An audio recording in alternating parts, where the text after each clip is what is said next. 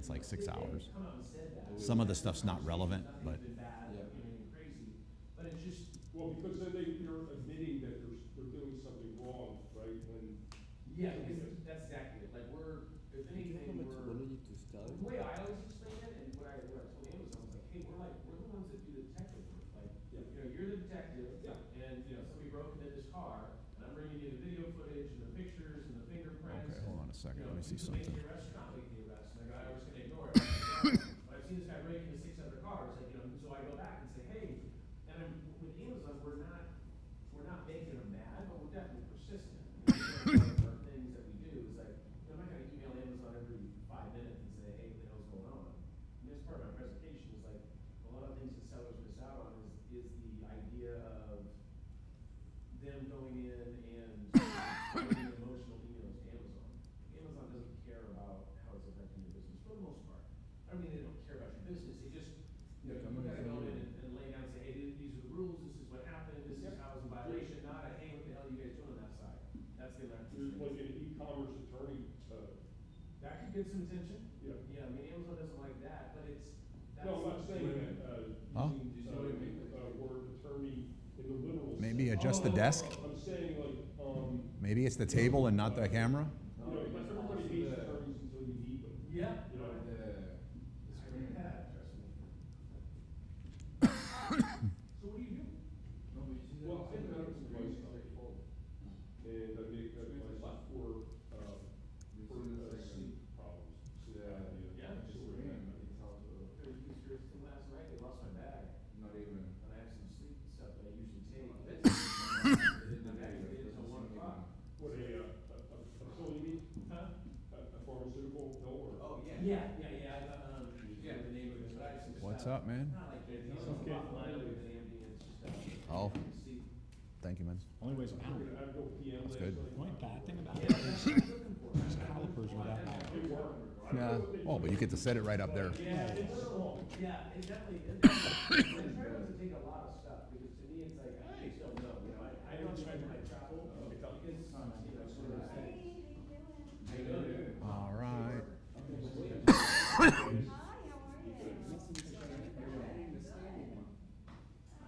I'm in the standing one.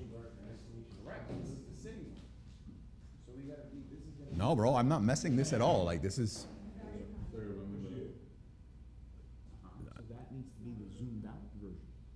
no, I'm not messing with it. Like, that stays fixed. I don't change it every time. Like, however that was set, that's how it was. But this needs to be zoomed out. Okay, but I'm not messing with the zoom on the camera at all.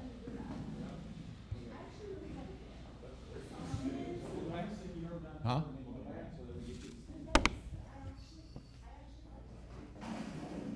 So yeah, that's me then, because I'm changing the zoom on the thing and the default. That's good. Standing. No, it's not good. I gotta set this up. It'll be good enough.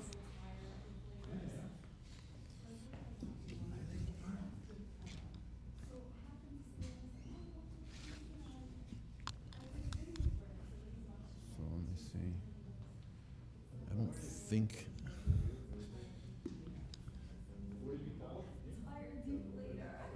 Yeah, that would not be it. Wait until you get into Tasha.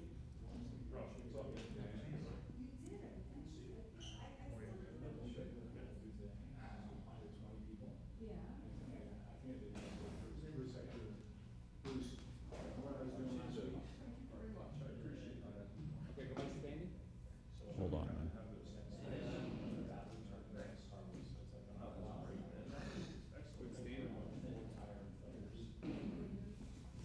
There you go.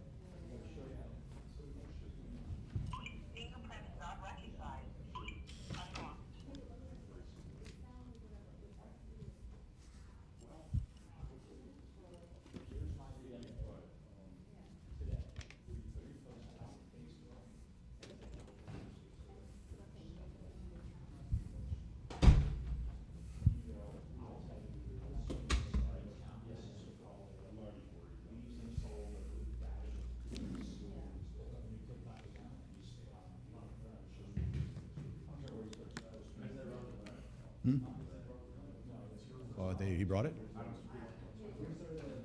Sweet. And that's your old one?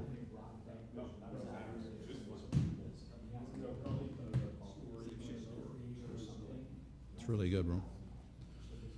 So he already took the tank out of here? It's material on the bottom right. Oh, actually, no, you have to take it home. That's it. That worked out really good. And we were able to get Moises nice air. Oh, yeah? Yeah. So he's mobile because you know the TV is not compatible with his. All right, you guys ready? Woo! Go.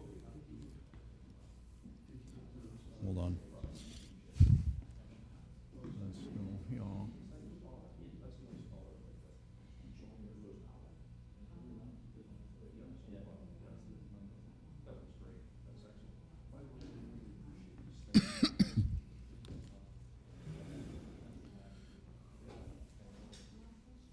Are you able to have a tab open for YouTube? And right now it's showing me standing, right? Oh, what the fuck? What am I doing? How did I do this? Oh. I want to change the source, that's what it is.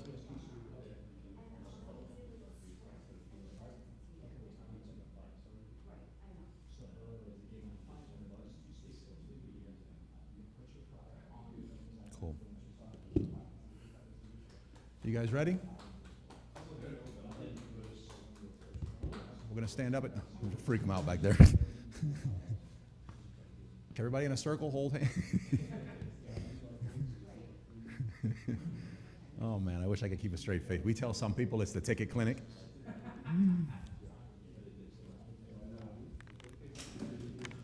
All right, let's get started with the beginner hour, everyone. The good news is the speaker for today is here in the back.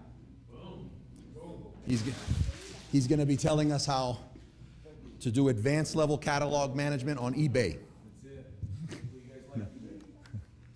No, he's the founder of TraceFuse. Known him for a long time. Shane Barker, how's it going? So we're going to talk about a lot of stuff about reviews, which plagues everybody from one side of it or another. So I'm sure we're going to talk about every side of it. He's no rookie at getting up to present. So as always, please ask very tough questions and try to stump him. If I can get an awkward shot of him stumped on a question, I can blackmail him with it forever. Thank you, bro. No, yeah, hell yeah, it's great. Welcome. We're going to be in our beginner hour, give some people time to come in, talk news, see things that are going on in the Amazon Ecom world. And then at 2 p.m., I'll introduce Shane. We'll get set up. We'll take a little 5-minute break and get empanadas and all that stuff that we have. I like to joke and say that they're sugar-free.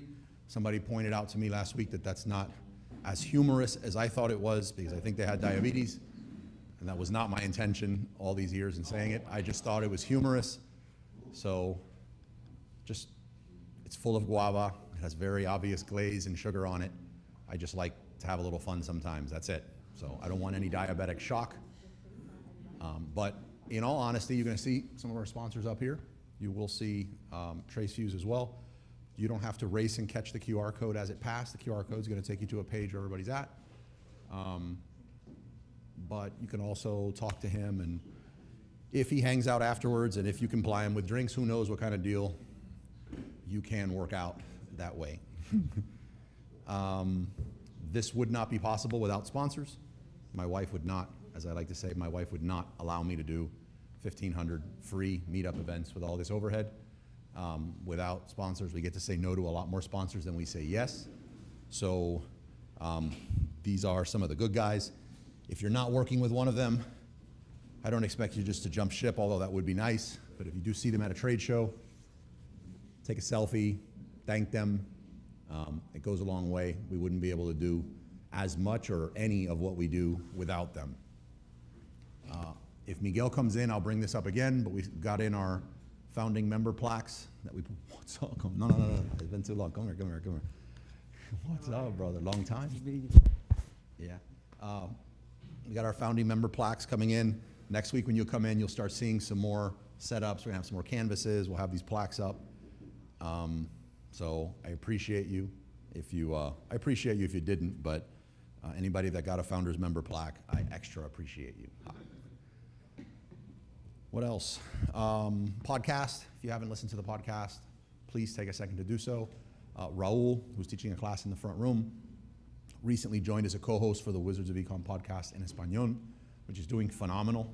Just cracked the top 10 in Colombia, which is wild. The English one that I'm doing has not cracked the top 10 anywhere. Slightly more competitive, but we did hit the top 25 occasionally, like in the UK, and for like half a day in the US in the Ecom category, which is huge, but hey, I'm not really tracking it. Yes, we could grow in China. I'd be really happy with AI. Maybe ni hao, right? Maybe we can do it. But take a second to listen to the podcast. I like to say it is the easiest content medium to start, and it is the hardest one to grow and sustain, just because you're talking to yourself in a mic. So if I don't hear feedback, any feedback, even your audio sucks, at least I know you were listening, and it goes a long way. Ting, actually, you guys have pointed out that there was some like stuff one time that I had running where the music wasn't fading correctly. All that helps. I love that episode, also helps a lot. YouTube channel's growing crazy. We just got our plaque in. I'll bring it out. So Wizards of Ecom just broke 100,000 subscribers on YouTube. That was pretty wild. Only took 15 years, but it happened. So we're gonna hang the plaque soon. Funny thing though, if you've ever heard of the plaque, the first one is 100,000 subs for the silver play button, and I wanted it for a while. And it's this really nice plaque. My wife and I have a YouTube channel. Audio coming through? Yeah. Wife and I have a YouTube channel called Angelina and Carlos, which is our kids, and we got that plaque last year. And so I was like, I want to get 1, 2 look a lot better than 1. Well, in January 1st, YouTube decided it needs to save money, apparently. They're not making enough money, and they decided the way that they should do this is to cut the plaques in half. So the plaques are no longer this full page size thing, they're now half. So now you have this smaller plaque and the bigger plaque, and even if you pay, they won't give you the bigger plaque. So it's a little disappointing, I'm not gonna lie, just for aesthetic purposes. But you'd think they didn't have to cut our plaques in half, but whatever. What else? Trying to think of event-wise. Oh, since it is the beginner hour, and we do have people listening on the stream, the class in the front, you guys have been asking me about, that is something new we've been trying over the past month. All of our meetups are always free, so that's not a meetup that's happening. But we started in an effort to grow the group even quicker. We've never run paid ads. So we started running some paid ads to a free class that's a lot more intense, because here in the beginner hour, we're just answering questions all over the place. This one's very, very structured, and it's just covering the 7 ways that you can sell on Amazon. So if you're interested in it, let me know, and I'll get you the link so you can find out more about it. A lot of feedback from last week's meetup having to do with Amazon influencer and TikTok creator. Really happy to see that a lot of you have joined YFD. If you still haven't, I recommend you do. Other good thing is I've talked a lot about somebody named Erica who joined the team, who's going like all in on scaling this TikTok side of the business. That's Erica in the front. So you can corner her afterwards and ask any questions you might have for like techniques or anything like that. The more awkward you can make it, the better. No, I'm just kidding. Any questions you want to ask her there. But it's going really, really well. As I mentioned, we're going to start batching some of the content we do as far as topics here for the meetup. Last week, feedback was great. We were going to do 3-4 weeks in a row, but we had an opportunity to get Shane down here, so Shane's speaking today. And then the next 2 weeks after this, we're going to attack it from the private label brand side of things and working directly with the creators. And then we're going to bounce back to the creator side and cover some stuff that we couldn't last week. So if you liked last week's topic, basically, you need to come to the next 2 weeks after today. We usually do a lot of networking after these events. I think it's become a taco night, or taco Saturdays is what it's turning into. I'm not gonna be able to join tonight just because I have a date night with wifey. We're going to, I can't really make this up, but this is true actually. It's a, well, I can't say that on camera. What is burlesque? That's racy, right? What is it? So Star Wars burlesque. It's the racy Star Wars thing that's happening. Double dating with Ramon and his wife. I don't know if Ramon's coming today, but we're going there after this since him and I are both Star Wars nerds and we have very loving, patient, understanding wives. So they're letting us all go on this double date. So I'm looking forward to it. I doubt they're gonna let us take pictures, otherwise I would share. Shopify meetup. We resumed the Shopify track to the meetups. That does not mean that on Saturdays you're coming to learn about selling on Amazon. That's still our Saturdays. But last year we started the Shopify track, which started doing really good, which is a separate meetup group under Wizards of Ecom. And that's growing really fast. We had to put a pause when we were moving facilities to come here and just Q4's craziness. But that's resuming starting Saturday, April 5th. Those events will start at 12 p.m. on Saturdays, and they'll be in the big room in the front. Obviously, if we have a topic that's more advanced and we get a smaller turnout here, we'll swap rooms as it makes sense. But Andres will be hosting that, since Andres is our Shopify guru here. Andres will be hosting those Shopify events. It'll be totally different speakers. It's not Shopify for Amazon sellers. It's just Shopify. It's D2C, growing a brand on Shopify. If you've ever been to a Shopify event and you've been to an Amazon event, you'd think it was two different planets of people, different languages. One thinks the other's crazy for selling on the platform and taking all those risks. And then the other side can't believe that you would sell on a platform and not be able to get the emails of your buyers. So it's a really, really interesting conversation between the two. I think both are super important. I think both are becoming much more important moving forward. So I recommend you look at the topics. Unfortunately, you'll have to make a choice as to which event you're going to attend, or you do the one in there from 12 to 2:30, and then at 2:30 just pounce over here and get the last hour over here. But I think it's best to do it that way. That way we could start having a lot more events. End of next month, I'll be announcing the resumption of the YouTube meetup track. It's going to be a lot of content creation. So anybody that does like the TikTok side, it will be very YouTube focused, but we're gonna be talking a lot about just best practices when it comes to creating content. As you know, I'm a very content first private label seller. All that means is, and it's not the only way to sell, but I don't want to sell a brand unless I know I can create a lot of content on it ahead of time, so I'm not 100% a slave to Amazon PPC. So we'll be talking a lot about that through the events. And as some of you have reached out, there's another meetup, and then we'll start getting into the questions, which has absolutely nothing to do with business, and I won't be promoting it here. But the way Meetup works is anything that I create on Meetup, if we're connected through Meetup, Meetup thinks it's a great idea to share it with you because we have like interests, and I have no way around that. But I guess I'm gonna have to bring it up just to let everybody know that this is not a new business or a business meetup. It is just, I'm a bit of a workaholic, so taking my own medicine, I'm trying to just find a hobby that I can just have fun on, and that thing is Dungeons and Dragons. So we start having a Dungeons and Dragons Thursday night, every Thursday night event here, Thursday evenings, starting this Thursday. So it has nothing to do with business. Don't come thinking there's an Amazon twist to Dungeons and Dragons or that I'm launching a Dungeons and Dragons private label. It has nothing to do with it. And you may see me in like a robe, so it'll get weird. Cool? Cool. Any questions? Who has any questions regarding selling on Amazon, selling online, anything you were stuck on this week? If nobody does ask a question, I will just start picking on people. I have a question for you. So when you guys are doing the date night, what are you wearing tonight? Are you wearing anything risky, or I know this is being recorded? It's what I'm not going to be wearing is the bigger thing. Yeah, I started getting ready in advance if we're going to go there. No, I'm just kidding. Chris, you had a question? Oh, if somebody can throw a mic, by the way, those cubes are mics, and when you throw them, they're like big cushiony things. They turn off in the air, and then they are smart enough to turn on when you have them. So you don't have to hold them up to your face, too, as long as you're close to them. Yeah. What do you got, Chris?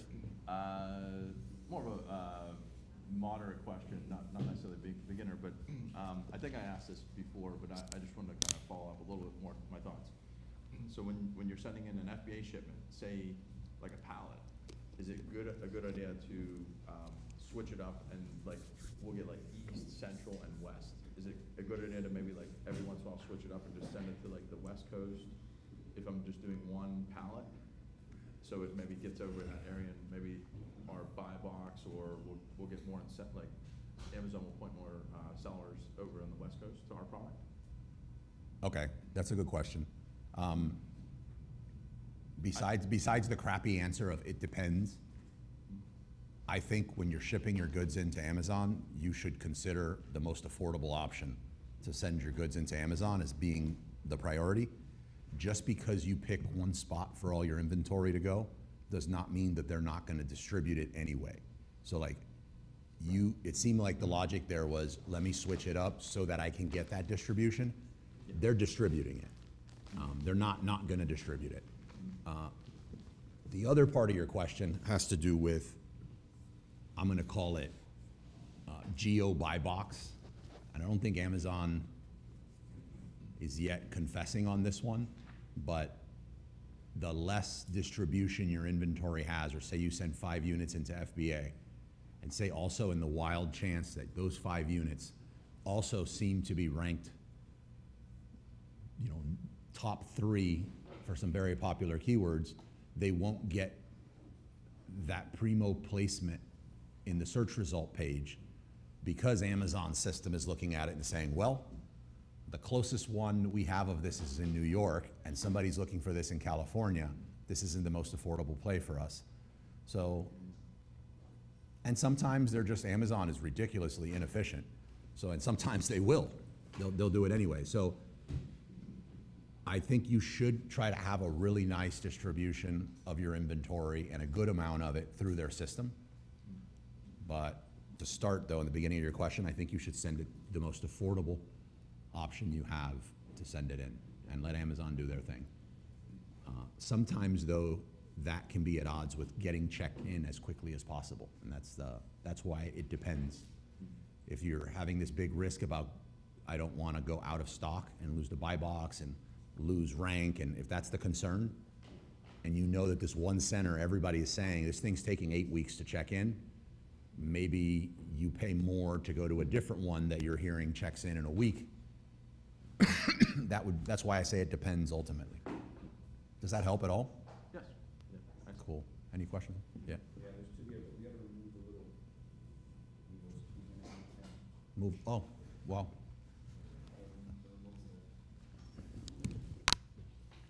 Yeah, good call. I'm glad they said that.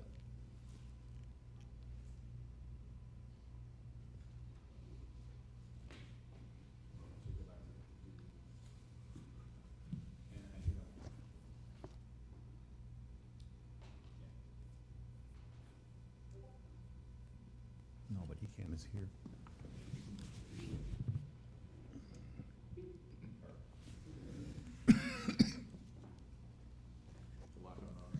Yeah.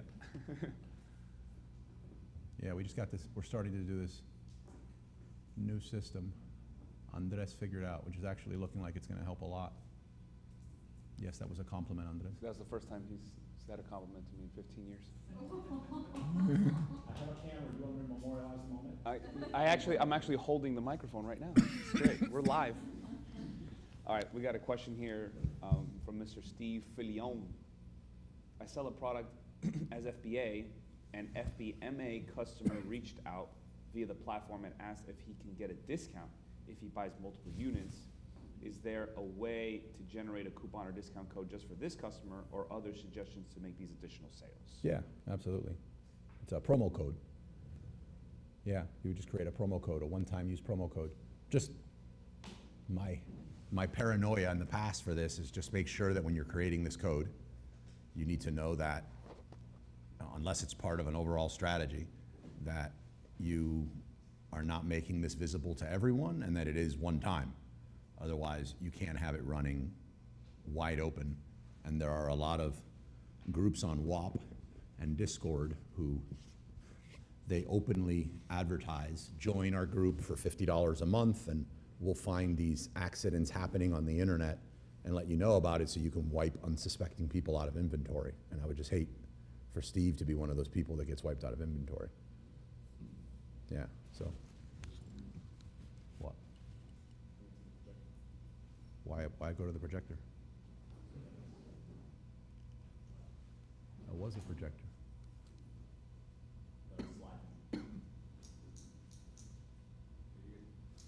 It's good. What other questions we have? Another one, Huh? this is kind of more of like a business question, but it does pertain to Amazon. So say you're working with a supplier, without me giving too many details, but just generally speaking. We want the details, man. Well, you may know some of the details, if you could refrain from saying that, but you probably know a little bit of our situation. So say you're working with a supplier, a manufacturer, and they're a lot of good things have been said about them, but business-wise, their communication is just poor. They're not responding back to you. They're not really it's not a good dynamic. Would you consider, even though they seem like they're one of the better people to go with, because their lack of communication or kind of not following through with things, would you consider switching, talking to a different supplier or manufacturer? Or would you keep pursuing it and be kind and kill them with kindness to get what you're looking for?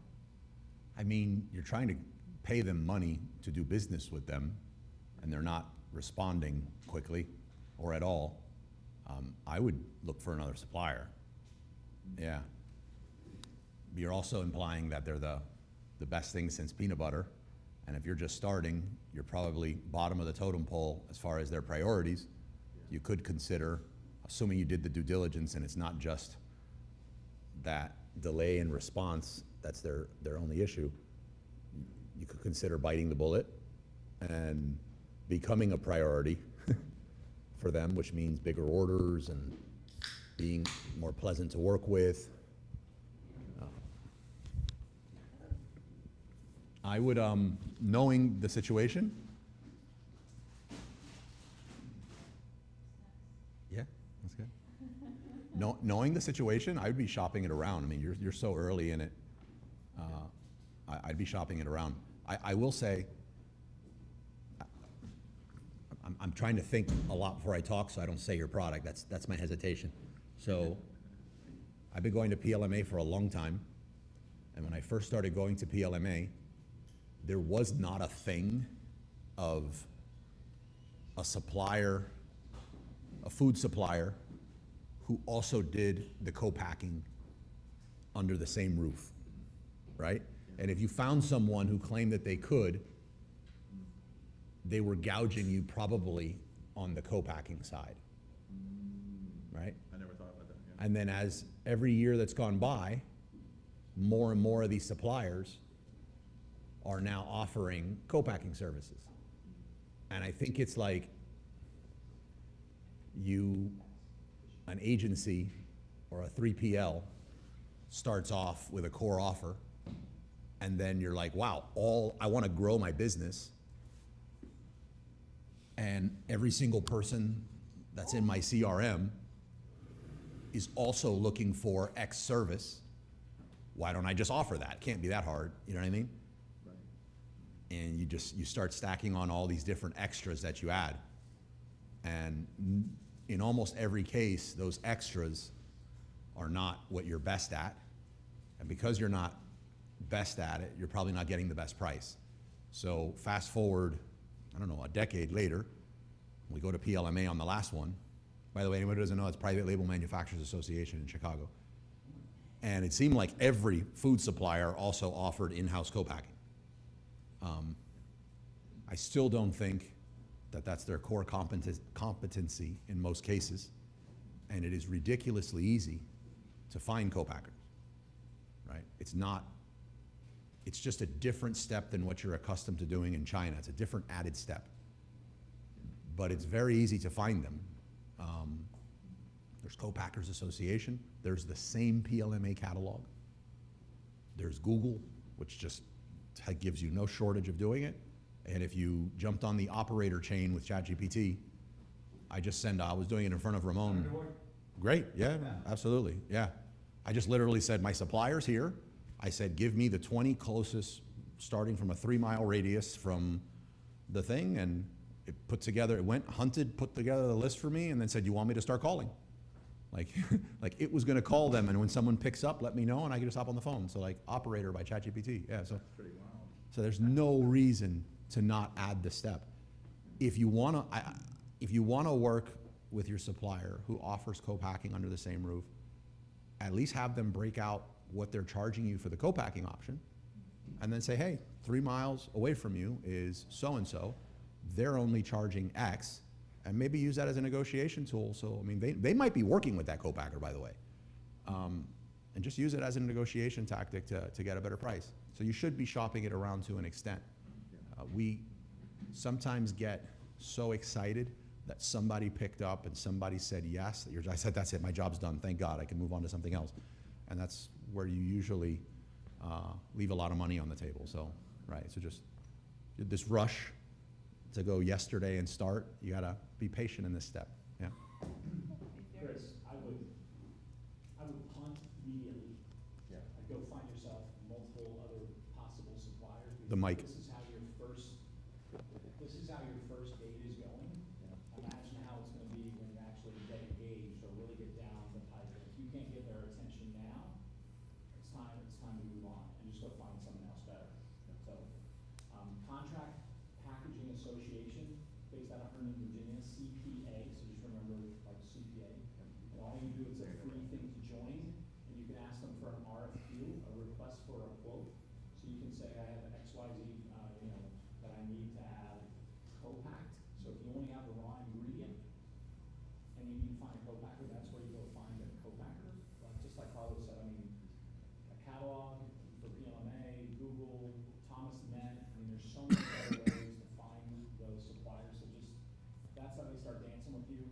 They probably have 2 left feet and move on. Yeah, and guys, I can't, it's so basic, I won't spend a ton of time on it. We usually only bring this up first meetup of the year, or last meetup, when we're talking about goals. Last meetup of the year is mostly like festive, because we're not gonna see each other for a few weeks. But first meetup of the year, when we get into like goals and stuff, one of the things you kinda gotta do is assign a value to your time, right? Operator costs 200 bucks. You can set this thing off to run like 80 different things at once, and it's set it and forget it. 3 things. I do a lot more than 3. They upgraded it. I don't know. I never knew there was a, oh, but then again, it does it so fast, I might just be setting them off and the other ones are done. So let me take that back. You set these things off in advance, you shouldn't be doing a lot of this research anymore yourself. Like, you're just not as good. So how many would be ideal? How many what? How many suppliers would you consider be on your list? I mean, you start off with a, let's say, well, I'll use mine as an example because everyone gets weird with it's their product, right? So I'm gonna launch a gummy mix brand, right? A DIY gummy mix brand. We buy the website next week, start our branding the week after. We're gonna go through the whole main images and dialing in our main images that I talked to you guys to make sure that we're gonna be the best main image out there when we do launch. I'm gonna go into PLMA catalog. I already have some leads from the last list, and I'm gonna look for some suppliers. I'm gonna ask ChatGPT, please give me a list of 25, and I'm gonna call all 25. Why would I not? Like, and get pricing, and I'll email them, I'll call them, I'll follow up with them, and I'll go on that mission for about a week. And whoever doesn't respond, it wasn't a good fit. So, I mean, if it gave me a list of 50, I don't know, I might call all 50, or I might just task somebody for calling the 50. So I don't know that there's a limit. It just wouldn't be one, right? I made a short list of about a half a dozen that I was like, I kind of narrowed it down to the ones that I thought were. But the same thing with co-packers too. Yeah. And everybody's clear on what a co-packer is too, by the way, right? Because it is the beginner hour. Okay. Speaking to you, Shane. I just wrote it down. Huh? I'm gonna Google it. I just wrote it down. Yeah. Erica, what's your question? So co-packers say you get your raw, it's a lot of things, but in this context, you get your raw ingredients from a supplier, but they sell it to you in a barrel, in a bag, in a bin, in a Gaylord or whatever. They sell it to you in a big mass quantity, but you need to sell it in baggies, like in 1 pound, 2 pound, 3 pound. So you need to get that raw ingredients not shipped to you, shipped to someone who can deal with that type of ingredient and package it. So some co-packers might just want to deal with liquid, some might want to deal with only human grade X or pet grade, and then they pack it in these bags, and then they can ship those bags to you, to FBA, to you, to Shopify clients, to whatever you, to your 3PL. A what? Like a packer helper. That's a much better description of it, actually. That's what I'm gonna start calling them, packer helpers. What other questions we got? Candace, what are you stuck on? Oh, we were talking about influencer stuff. Oh, no, I mean, not about that combo. I'm saying, anything new this week? Any updates? Anything I can help with? I placed my order, so I'm excited about that. Okay. For the, you talk about what your product is, yes? Oh, my wine glasses. Your, I like the B wine glasses, yeah. So I placed my order. I have other samples that are almost the other thing I told you about, which I'm so excited about. They look amazing. And it was just, it's funny, Chris, I was just thinking about it. So there's two suppliers I'm working with, and the girl, she's cool. You know, she dropped the ball. Actually, she dropped the ball a little bit with certain things. Who? The woman that I ordered the glasses from, like Okay. she's been, and you know, she almost went through the order and the glasses, didn't match the exact size that's on the box. If I didn't catch that, so I gotta stay on top of her. Like, she's nice, but like, and gave me a lot of deals and made my queue really small, which was cool. But I say this to say the other guy I'm working with, he is like a joy. He's so hardworking, he's so smart, he goes out of his way, we work so well together, and I'm like, oh my God, like, I've never enjoyed working, this guy's amazing. So just like the night and day difference when you really like a supplier and they're into you and they're enthusiastic about what you're doing, it's like, I can see it. By the way, so Carlos, the other thing, can I switch gears and ask a question? Yeah, of course. Sure. So guys, ever since Carlos, so I did 31 videos. For AIP, Amazon Influencer Pro? In the last like 2-3 weeks, yeah. And I'm going, wait, I have a funny story. So I'm going, I don't understand. It keeps saying 0 commissions. I'm doing expensive, most of them are expensive. You're on the wrong dashboard. Hold on, I'm going, 0. Every time it was a 0. I get so finally I called them up. I was like, oh, all right, I mean $31. My first little $31. But so I say that to say, I really love it and I'm enjoying it. But my question is, how come some videos you get approved and it's right there on the page, and then other ones you get approved, the product might only have 4 or 7 or 10 videos, and a few days later your video still isn't in their carousel? Amazon does a lot of different things with the placement. It could be anything from a mistake, that they're trying something new, that they don't feel it's a good. Is it that the brand like has to approve it? Maybe they don't. No, the brand has no approval for the Amazon videos. The only thing that happens is if you want to have your video in the top of the page in that video bank, Yeah. the listing, and even then I see exceptions where this isn't the case. The brand should have a video on the listing and it sort of unlocks it. But I'm seeing listings now that the brand does not have a video on the listing, and so it could be a lot of different things. One thing it's not anymore is it's not Inspire, because they killed that. It was Amazon's second or third push on a social feed on their platform, so not that, which is setting off rumors that could they buy TikTok, Oh, interesting. right? Which would be bad for all of us. Well, but just to go back to like my question, so if let's say you do a video and then it doesn't show up, is it just never gonna show up in there? No, it could show up. It could totally show up at a later date. It could be in a different geographical area. Yeah. We've seen that, so it may not be in Florida, maybe somewhere else. They move this stuff around all the time. We have no idea. I would even. Browser, if you use Chrome, it shows, and if you use Safari doesn't, like, I there's didn't- major variations. I think I did check that, because I have them both open, I could check again, but. Yeah, it's so many things. I mean, Amazon could be testing how it works compared to a lot of others. Like, at the end of the day, Amazon wants that video there because they want the videos there that are gonna help them convert sales, that someone looks at it and this has a high likelihood that it's gonna result in a sale. So you'll notice in most cases that of the top 5 Amazon influencer video products that'll show, they seem to be the most convincing to the least convincing. Oh, okay. And you also sort of see it's not like you were the first one there, so you're number one. But the ones that, and they don't say this, I can't prove it, but it seems like the ones that convert the best almost rank into better positions. Okay. Well, one other thing, if anyone else, I'm sure everyone that's been doing this knows this, but just like trial and error this morning. I have this like dresser in my room, and you know, there's a few like chandeliers and stuff. A lot of them are discontinued. But the dresser in my room, I was like, let me just do a search and describe it. I found the exact same one, but just like that's not the one I bought. Right? So I realized that even if something says currently unavailable, you might be able to find the same exact thing, just a different person selling it. Sure. I think we've all occasionally been in that position and do it, as long as you're not saying, well, there's actually 10 of these things that look similar, and let me shoot the video 10 different times, or use the same video and post it on 10, then I think you're okay. Yeah. Yeah. Well, congratulations on 30-something videos Thank and you. 30-something videos and $30-something Yes. in a week. No.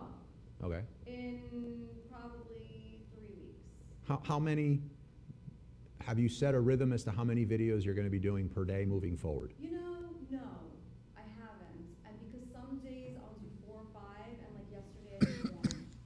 So it depends, but I'm trying to, and then it's like we're like, oh, I'm going to my parents tomorrow, and that light, I could do that. So I don't know if I should just do a weekly goal, or just say to myself minimum 1 per day. I would recommend coming up with, for like your first 100 or 200 videos, an amount of videos per day that you do. And I'm speaking more from like, there is the habit side of it, Yeah, right? So that it becomes a habit, that the more reps you put in, the better you get. yeah. I'm also not anti-batch recording, just for sanity, but speaking from a content creator side, you do want to get to a batch recording, but you do need to get your reps in. The advantage of batch recording is going to be, obviously you can get all your recording done on one day, but make you try to think of an example. I'll use the podcast as an example, and YouTube. My first time starting each one of those types of content platforms, the advice, the ruling, what is it? The dominant advice of the time was, don't start until you have 6 to 10 videos, right? And then post them. That way you're ahead of your publishing schedule, you're not missing anything, so you do. But what happens is, on the first video and the second video, you start getting feedback. Your audio's off, you're too far from the mic. You spend too long on this section. But now you're stuck, you're 6 to 10 videos out. You can't make the improvements until they've run their course. So when you first start, to me it doesn't matter if you're doing 1 video a day, 2 videos a day, maybe until you get to 100, 200 videos. Have that feedback loop. You have the advantage of having a community where you can show the products to, and or the videos to, and it's like, hey, I'm on this mission for my next 100 to 200, I'm looking for some feedback. And you're gonna get a real-time feedback loop onto how you can improve, and the next video you do, you can already start doing those improvements. And then by the time you get to your 100 to 200 and you've decided you're gonna move more into batch recording, you're firing on all cylinders. Yeah. Yeah. The advantage, when you do get to batch recording, the reason that becomes important, it's less about the sanity and it's more about the part of your brain that scripts is not the part of your brain that goes in there looking at those analytics, trying to like figure out why Amazon placed you where and didn't place you there. Yeah. And neither one of them are the one that sits down and puts on what's sometimes a lot of fake energy, because that day you might not want to record, but you need to record. So like, if you try to mix those 3 things together, it's gonna break. Like you can't sustain that. So I'd say pick 1 or 2 a day. I think I would be good with a goal for the week, because some days I like. Then let your goal for the week be 2 videos a day for a week. Yeah. Yeah. I'll let you know, I'm not ready to commit to a number, but when. Oh, that's fine, yeah, I'll yeah, tell you. if you do, if you do. And the other thing, just be careful, is don't let it suck you in. This is a cool way to make a couple dollars. You have a challenging product coming that you're gonna need to give all your attention to. Yeah. You're building a brand. This other one is, the path there is not so clear. Big numbers there means you have what looks, in all effects, as a video agency. And do you want that to be your lifestyle? Probably not. So just keep it in perspective. What other questions we got? By the way, everybody that did sign up for YFD, what are you thinking about it so far? It's rare that I recommend and tell someone, hey, go sign something and I'm sending you links, but how's everybody liking it? Anybody making money yet from it? Tom, you made some. Lisa, yeah? Reviews, Yeah, okay. Yeah, I'm telling you guys, sign up for it. I'll send the link. You can make money on it. To see all the kids are making videos and teach us how to make money. Yeah, it's kind of awkward that they are a kid, but when they're showing $60,000 per video that they're doing, I'm all ears. Saying it's create 100K a month, I mean. Yeah. What was it? Because I was looking for, I was browsing on the I just found the Yeah. platform yesterday, and I finished the course. And whenever you reach out to them, do they respond right away, or do you have to have experience with, like, I don't have any experience with like X or YouTube Shorts, and but do you tell them you are comfortable? Right, me personally, right now, I didn't go through the whole course, but I started reaching out to a couple of people, just saying, hey, like, what's this about? And, certain things like, oh, I'll give you a review or whatever. And I'm kind of putting them a little bit to the side. One thing, I got a product from someone and I committed to do a certain amount of videos per month just to kind of like get my feet wet. So I'm almost doing it backwards a little bit, which is weird for me. But I think it's great to like see it and like just see the climate and what's going on and build Yeah. your whatever you want to get out of it. Cool. Tom, you want to say? I would add that when you're going after these brands, that's probably what you want to do, and they're gonna offer you a retainer, right? You have no body of work. Yeah. So they're gonna give you a retainer offer, $200 to $2,000. They're not gonna give you $2,000. Right. So if they're gonna give you $200, but they're gonna make you do 30 videos a day, you're gonna have to create 30 videos, I'm sorry, not a day, 30 videos for the month, so that's one a day. Just think about the work that you're gonna be putting into creating one video per day, and it's typically on 2 platforms, so it's gonna be like Facebook or Reels or whatever that is. Just understand that that's a lot of work for you to do, but I think that if you do that, it's okay to take the $200, as I was telling Candace, take the $200, learn how to do it, learn the platforms that Build you a need to upload, portfolio. and then use that body of work to then go out to the next one. And if you do a good job with them on that creator connections and you follow through, I bet you they'll come back to you and say, hey, listen, I've got another brand, would you like to do that? And you say, instead of $200, we're going to raise to $400. Okay. So, and you're gonna also learn a skill set of like, how do I upload a YouTube short? How do I upload a Facebook reel? So it's gonna take a little time for you, but take whatever you can get now and take the lower rungs just to get your reps in and get that body of work and creativity going so that you learn it. Get those 20 hours in and then you'll become an expert in that. So Yeah. You say create a video, or you say repost a video?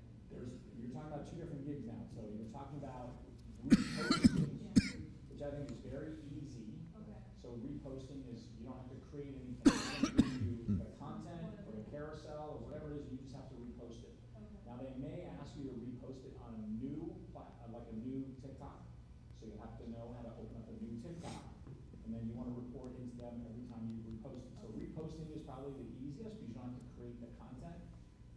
Candace went ahead and she got to actually create videos. So she got a creator with a retainer to it. So she got that out of the gate, right? But she's got to do 30 videos and post it on 2 platforms. So she's gonna have to come up with her own creativity for that product and create a video per day for it. So, Okay. yeah. Got it. So, Thank you. yep.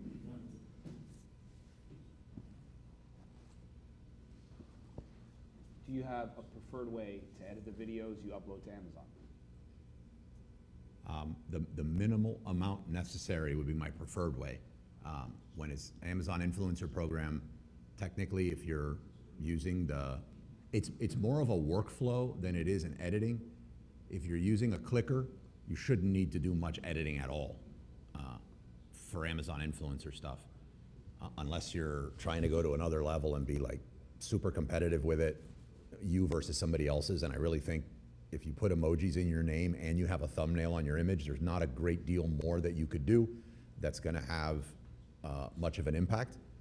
So I would just make sure that the video is not catching you leaning in to hit play or hit record and hit pause. And then at some point in the video, take a screenshot of your video and use that as a thumbnail when you're posting it. So you're not taking a separate photo, or just in the beginning when you're holding the product, pause for a second so you know that you're going to be able to use that as a thumbnail. That would be the extent of it. You could use CapCut. I think CapCut's going to be a lot easier and much less of a learning curve than, say, Premiere Pro or something like that. Yeah. Any other questions there? Yeah. In general, regarding reviews, if there are a couple 5-star reviews, which are many months older, and there's a 1-star review, which is a recent one, which one weighs more? A couple 5 stars or the most recent 1-star? I'm going to leave that for Senior Reviews? Senior Barker when he comes up. So, huh? Sitting. Yeah. So I'll leave that for that's a good question. If you can ask that question again when Shane gets up here, we'll address it then. I have some opinions, but it depends, and a lot of other stuff that I've done. So I'm really curious what Shane's going to say. Okay, another review question. Yeah. Review questions. Let's hold them until Shane gets up here. Some updates or something to expect over the next week. So the Telegram chat that we have since the Amazon influencer TikTok creator topic seems to be picking up a lot of attention from everyone. It looks like there's going to be a separate chat that's going to be created. So that chat that we're currently in Telegram, on Monday is going to be renamed to Amazon influencer TikTok creator. So both, we're not going to have 2 separate chats, one for TikTok, one for Amazon influencer. The creator chat will handle conversations in there, but there will be a separate chat that I'm not sure, I'm definitely not opening the gates for everyone to come in at first, because I need to control it a little more. But over the next week, you're going to see me occasionally dropping in a brand into the current chat. You saw me drop one last week by a guy named Aaron Chen, and I'm just getting some feedback as to how this is going to play out. Personally, I feel like it flooded the chat with a whole bunch of repetitive stuff, so I'm looking for a better way to go about doing it, and I think that's going to be a separate chat for me to start introducing some brands. Remember, the long-term goal from the Wizards of Ecom side, what we're trying to do here is I'm trying to create something so that us as private label brand owners have somewhere we can go and get a small army of creators who know how to create good content to help launch our brands. I'm sure there'll be some kind of fee associated with putting all that together. I don't know what that is. And in the future, Miguel, Miguel. Plaque came in, it'll go up next week. Yeah, thank you. But just be on the lookout for it. It's switching, moving from one group to another, or me adding you somewhere. It's never the most pleasant experience. You're like, who is this that added me? So I'm just giving you a heads up. When I do it, I'm going to need to do it pretty fast. It may look a little clunky, but it's for a reason that I'm trying to do it. And ultimately, it's so it's very clear that a specific channel is for private label brands to go in there and be able to work with creators. And there'll be another one that is for creators to be able to talk about being a creator with other creators and learn how to do it. I expect Erica's going to be pretty active sharing Loom videos and different things, some cool stuff we found with Calo data that's going to help you. I'm sorry? Cool stuff you found with what? With Calo data, was it FatMoss or FastMoss, and a few other things that are really helping unlock a lot of stuff for creators pretty fast, but I'll let Erica. Should I call you up? No? We'll be sharing a lot of stuff in one or both of those chats, I'd say starting this week coming up. And Erica's dying to get up here and present to all of you. Erica, I was asking Andres She to is. talk to you. As a matter of fact, if enough people bother her, maybe next week. Yes, Slideshow. She's gonna kill me. No, there's some podcasts. We're working on a lot of cool stuff. Just trust me. Live. Should she start a podcast on this topic? What do you guys? I would think a podcast. I would think a lot of live, displays showing how to do this. Should I go live while she's recording? So, 100%. is that what you guys want to? I want She's gonna kill me. All right, no, but just if I add you to a different group chat, it's because I think you're really interested in this topic and I think you'd be a really good fit for it. Don't get offended that I added you to a chat without asking you. Just remove yourself, and no one's got to get offended about it. It's just gonna make my life easier. And if I don't add you to the chat in the beginning, don't take it as a reflection of I don't think you make the cut. It's just me really trying to get this open to everyone as soon as possible in the most effective way possible, okay? We got time for one more question. How's everyone's sales on TikTok? Yeah, How's everyone now? Can I get some, like, answers yeah, I've recently? from just being able to talk and getting feedback from everyone, I can tell you that everyone says their sales are up on TikTok Shop, Yeah. but all of them also say they're not a lot of sales. That seems to be what I'm being told. Like they're not getting a ton of sales on TikTok Shop, but unless anybody's different, anybody getting a lot of sales on TikTok Shop? Recently I found out, I never actually looked at the transactions until they pay me. And I do recently notice that you guys have to worry about, the shipping. If your item's bulk or heavy, it's not really big, maybe just, heavy, your seller amount might be negative. I found out 2 items in my shop. It was like 11 pounds, and I had to split the order, split 2 different orders. And after all the shipping, I turned out the transaction at the end of the day was negative like $3. So I looked up, because TikTok always update their shipping policies. So you have to catch the step when they do change or co-found shipping. You just see what the policy is, because it might affect your profit at the end of the day. So just if you ship something heavy, definitely. So basically, take shipping into account when calculating your profitability on any platform, including TikTok. You don't get a pass on TikTok. Yeah, and also to clarify your question, almost everyone I know that's effectively using influencers to sell on TikTok is doing good. Anyone that just randomly lists a product that's not really being searched on TikTok shops, they don't just magically start getting sales. Yeah, but Right. my products like in the food and beverage category, a lot of the people doing well on the apparel or something you can do multiple times. You can review a stuff for a food more than one time. Once the bag is open, game over, that's it. You have to constantly sending them out. Also, what I found out, it's not like a one shot of video just going viral. Even they have established followers. It really depends on time. Because I do have a follower. I do have an influencer, and she is constantly making my product. And that one, all 5 videos could be just one has more than 5,000-6,000 views. So it really depends. Yeah. That's Okay.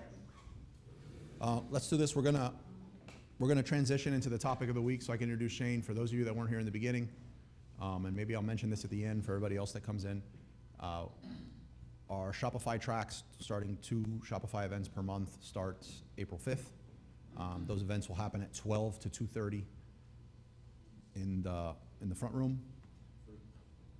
Huh? Free, yeah, obviously, all the meetups are free.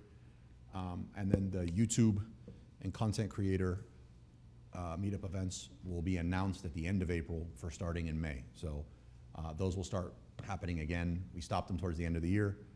I didn't think it was going to take this long to get them going again, but they're going again. Huh? I am. Yeah. Why, you wanted to do it? I'm going to bring my 2 plaques, and each one of them, I'm going to set my plaques in the front. Social proof, yeah. Andres will be hosting. Conference room in the front, yeah. So you'd be stuck in a room with Andres, 2.5 hours. Blessing or a curse? All right, help yourself to drinks, bathroom, anything you want, and I'm gonna help get Shane set up, and then just keep an ear out for me so we can get started as soon as we're ready. Thank you.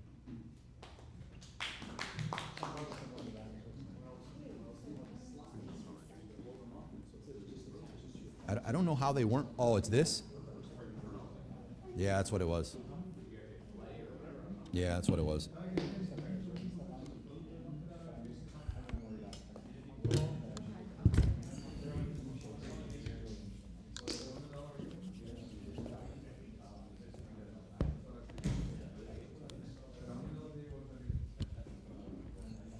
All right, you got a charger?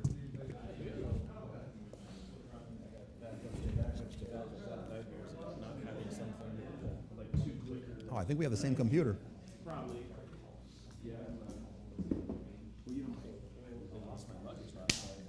Last night, yeah? Well, today, or yesterday, yeah, so I got super nervous, and thank God I had backups to everything. Oh, you told me about it. Thank you. All right, so. Just have some moments. So, That we want to use? so, this is what we're gonna do. I'm gonna send you. Sí, voy a poner en la pared. ¿Sabes? Llegó ayer. ¿Tienes cuántos? ¿Tienes varios ya? 2 personas. Tú y Fernando. Pero 4 del otro lugar. Entonces 6 en total. Sí. Sí. Sí, sí. Gracias. All right. So before you plug the HDMI, I need to send you a link via email. So you're gonna have to open your email that way, so you're not plugged in and everybody sees all the unicorns gone wild stuff you got. Yeah. Those aren't unicorns. WOE guests? Use BBMS1 and then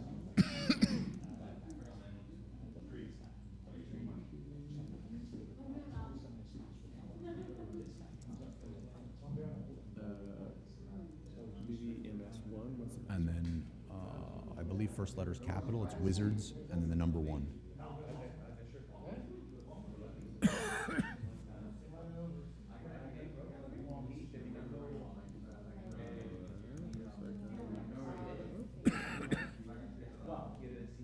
A mechanical cough that won't go away.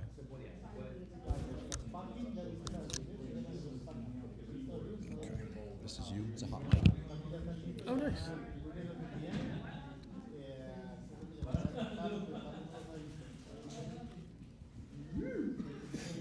All right, let me try this again.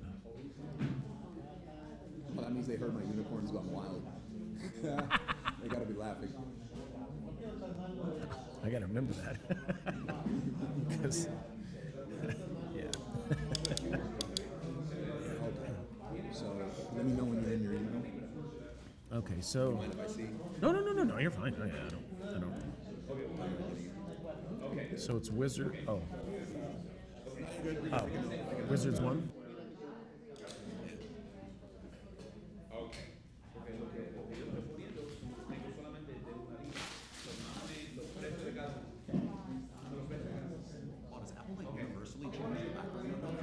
I think it defaulted, yeah. Yeah, because that's when there was an update on whatever. I left it because it looked like Star Wars Endor. Like Yeah, and it goes and moves. Yeah. All right, it's not going. Go to Gmail. Let me see if it's. Yeah, it's. No, you don't have to go to me, I guess.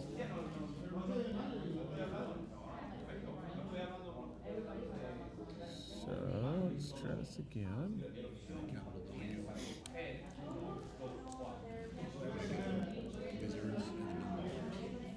Yeah, that's what I did last time. Let's see. If that's not it, then it's all lowercase. Okay.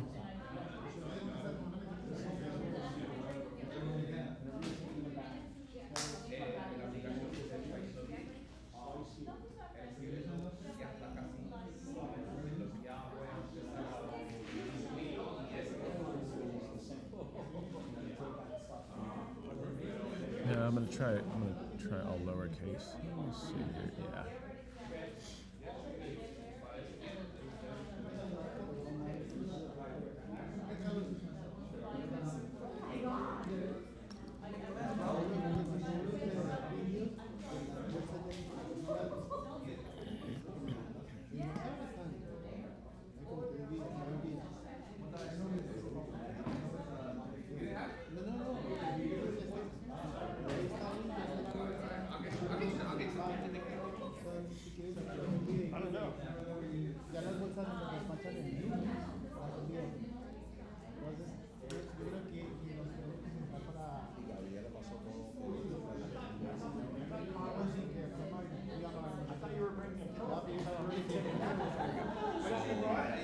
same, for some reason, if you don't get anything, drop the volume on your computer all the way.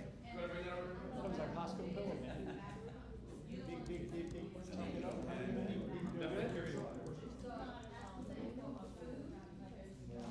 Now, here, okay, so you can plug the HDMI in there. I mean, if you want to just shut the tab down.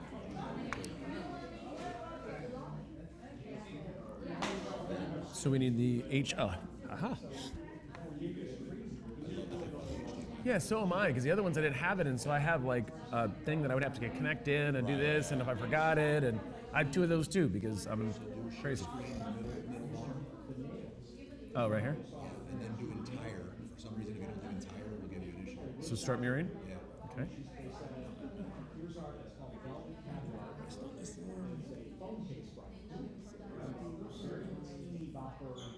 So if you can pull up whatever you're going to show, just so I can test it.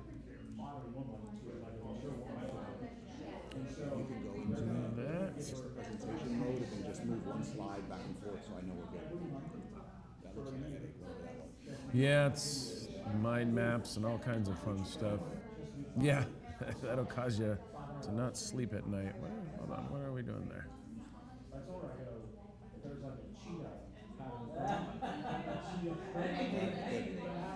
Moving and shaking? I was thinking about standing, but I'm... You can do both.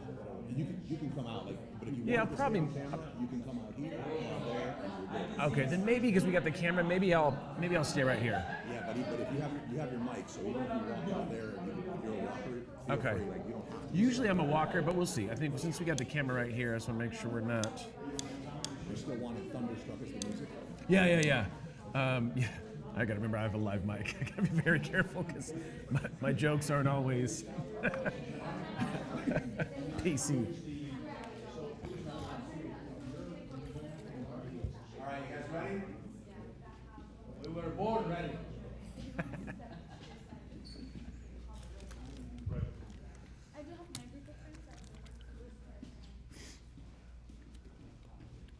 Everybody did it quick actually this time. I know. It's,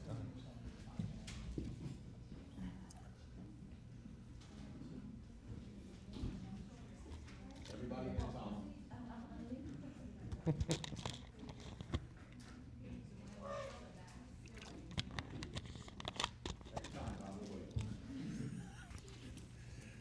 I get paid by the hour, Tom. Take your time, bud. Which state did you come from? From Reno, Nevada. Yeah, originally from Sacramento, California, but I moved to Reno about 2 years ago. We like the outdoors activities, all the fun stuff.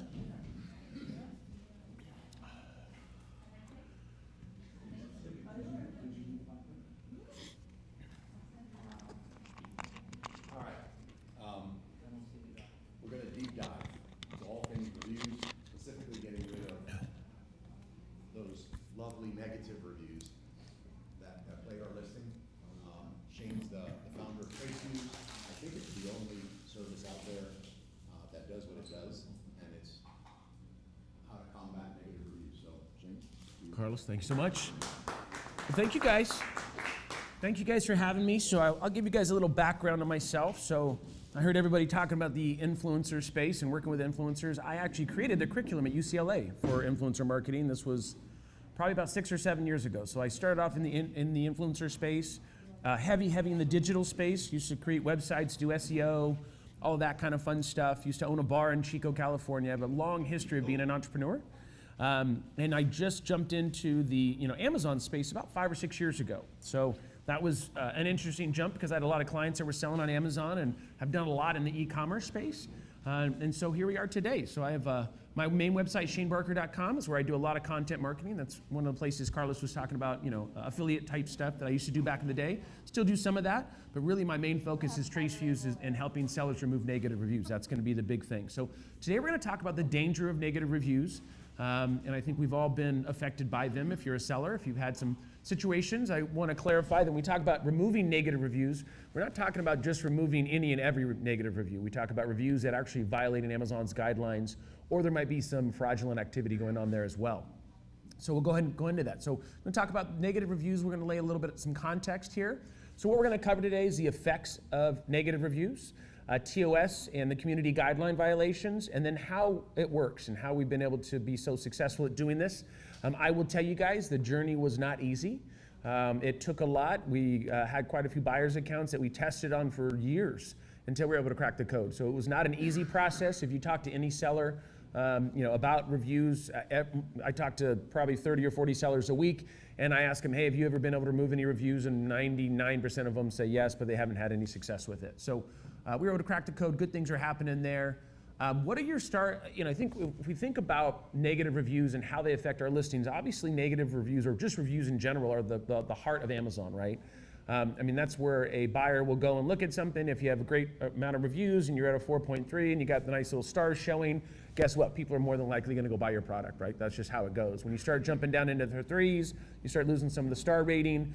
Not only are you losing the star rating, you're losing sales, but Amazon also will make it so that your PPC costs can be a little higher. Obviously, you're going to go down or go, I guess, up in the BSR. There's a lot of things that affects, right? They use that as the lifeline to better understand if you have a good product or if you have a bad product. And so a lot of the times people, competitors will go in and buy your products. They'll go and get a buyer's account and they'll buy your products and they'll give you a 1-star review to knock you down. And that seems to happen strategically right around Prime Day, Christmas, during the big times when you're making your big money. So we also look at that as well. So it's not just things that are against Amazon's violations, but it's also things that are what we call fraudulent or buyers, they're called sock puppet accounts. All right, so the devastation of negative reviews on your brand. How many people have had negative reviews on their listings? Is anybody, right? How has that affected your sales? Loss of sleep, antacid. It's loss of sleep. Carlos is losing sleep, which is, he also works 23 hours a day, so I didn't even know you were sleeping, so that's actually good to know. That's exciting. That's congratulations. I was excited about date night too that you were talking about, so you're actually spending time with your wife too, so that's cool. All right, great. So you guys have obviously had negative reviews. Okay, and I think we all understand what that means and how it can obviously crush a listing. And if you have a launch, you're launching a product, you get a negative review, your launch is done. It's absolutely done. All the money and the time you put into that. So we have our system is not only removing reviews, but we also monitor ASINs as well. And we'll talk about that here in a little bit. So let's define what a critical review is, right? So a critical review in Amazon's eyes is going to be a 1, 2, and a 3-star, right? So when you have a 4 and a 5-star, those are considered positive reviews. So when I talk about critical reviews, we talk about, once again, 1, 2s, and 3 stars. Amazon weighs each of these a little differently. Amazon obviously is not going to tell you exactly what that is, but I can tell you hands down that if you're looking at a 1-star, if we're able to remove a 1-star on one of your listings, that could be equal to anywhere, I've heard people say 10 5-stars up to 25 stars. So it's that kind of a thing. Most people in the past have said, hey, just go get more positive reviews. Great, that's awesome. And obviously that's what you want to do. But at the end of the day, it becomes a challenge, right? I mean, because you have to get all these great reviews. Everybody, I had a seller that I talked to, this was a few months ago now, and I said, well, hey, talk about negative reviews and said, have you ever been able to remove any? And he says, no. He goes, you know what I thought of? He's like, for me, a negative review, like every time I would get them, obviously you lose sleep, there's all kinds of things. You take it very personal, right? I mean, this is your brand, this is your baby, this is what you've built up. He says, it's like having a rock in my sandal, and when I'm walking, it doesn't make it so I can't walk. Maybe my foot bleeds a little bit, but I can still walk and get my stuff done. But at the end of the day, it just sucks, right? But it doesn't stop you from walking. But I can tell you, I've seen this firsthand on clients that we've helped where it has stopped them from walking, right? This has absolutely crushed their brand. And obviously we're there to help. We have seen, if you guys know, if you drop from a 4.3 to a 4.2, some of our clients have seen a 50% decrease in revenue. Now the reason why that's so big is because you're losing that half a star, right? So when you look at that, a consumer looks at that and says, hey, if you're at 4.5 or it looks like you're at a 4.5 or a 5, they're gonna buy your product, right? As long as you got some good reviews there. What happens when you drop down to a 4.2 is then you lose that half a star. And the psychology behind that and what people see is very, very big. So you can lose, and once again, if you're losing 50% of your sales, even 10, 20, 30%, most of the sellers that I work with come to me, and the issue that I have is they're very reactive and not proactive, right? So what happens is they go, hey, we just dropped, dropping 30% in sales, I've lost $30,000 this month, can you help? Well, guess what, we can help. The issue is, guess what, if you were monitoring that ahead of time and we were filing cases ahead of time on the ones that were coming through, we could try to keep you at that 4.3. That really is the goal. You want to be proactive instead of reactive. So every negative review you get, it obviously has a compounding effect on your conversion rates. Not only your conversion rates, as I said, BSR, PPC, everything.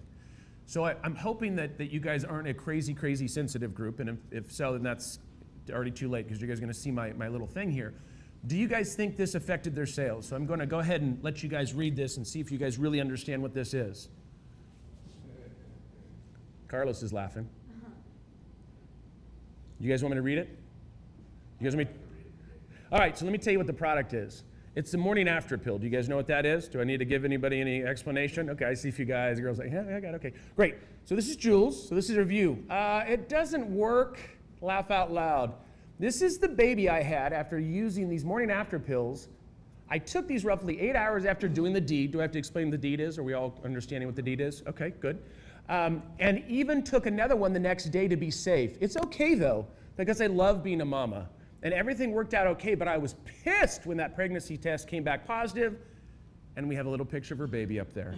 Is that real? This, I can tell you this firsthand. This is actually one of my clients, and I took this screenshot. This is not from anybody else. This is literally something, no, I wish that it was a joke.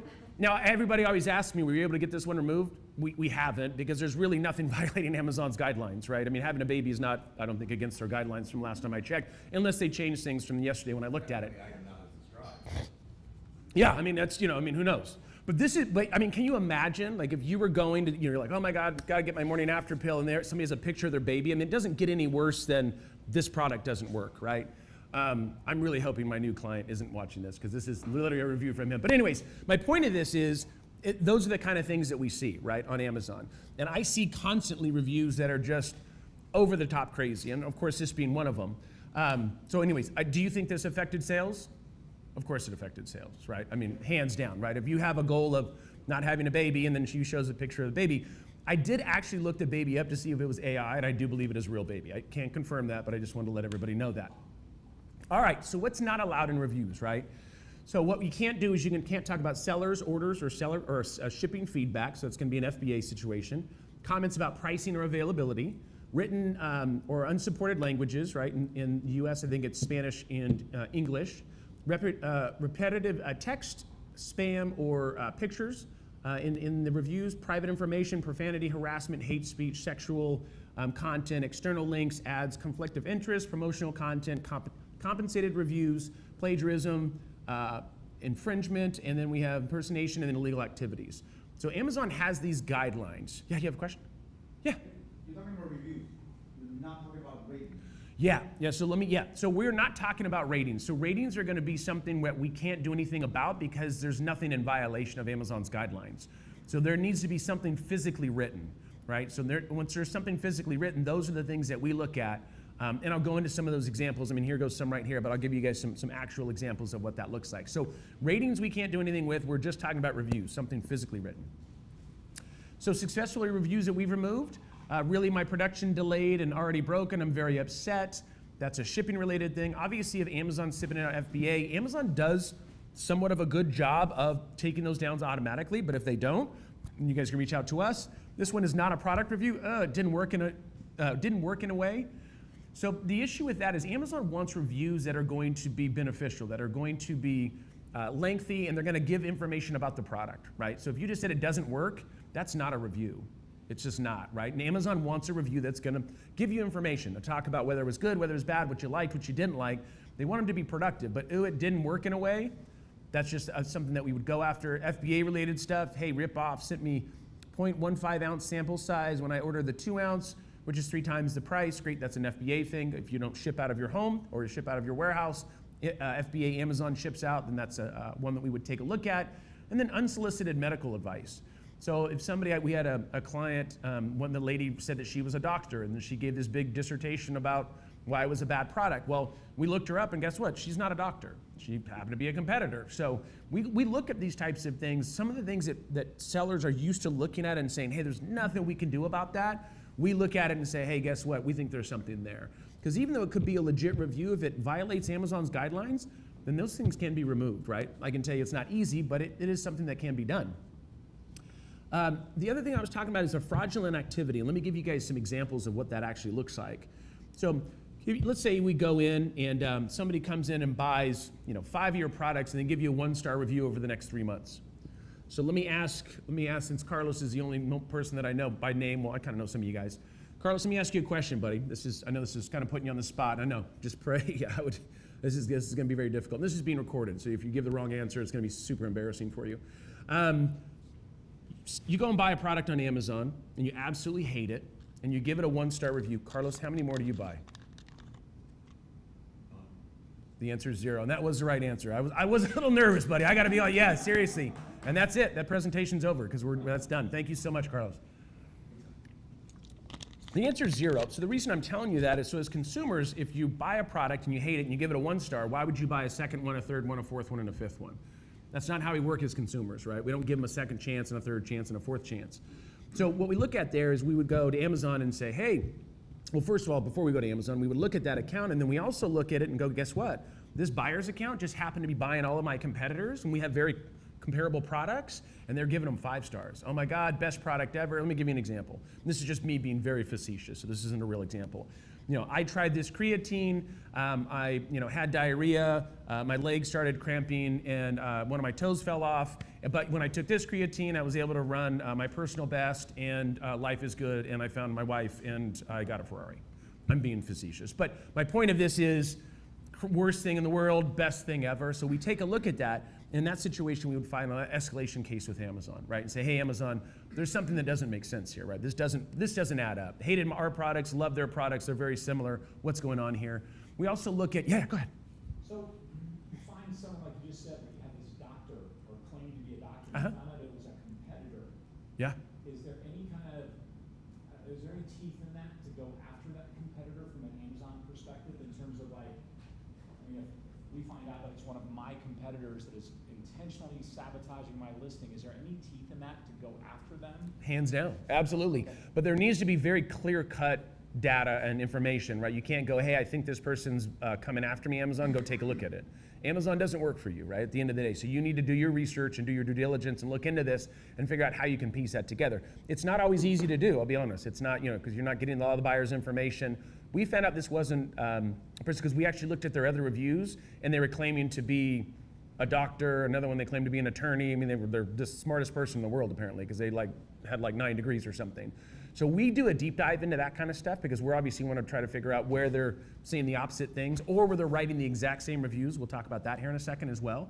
We also look at what we call review velocity. So review velocity is going to be if historically you get 1 star a day and then all of a sudden you get 10 stars in a day for 3 days, and it just happens to be before Prime Day or before a big holiday. Those are the types of things that we look at because then that tells us, hey, there's something going on here. Unless you had 10 times the amount in sales, then that could make sense.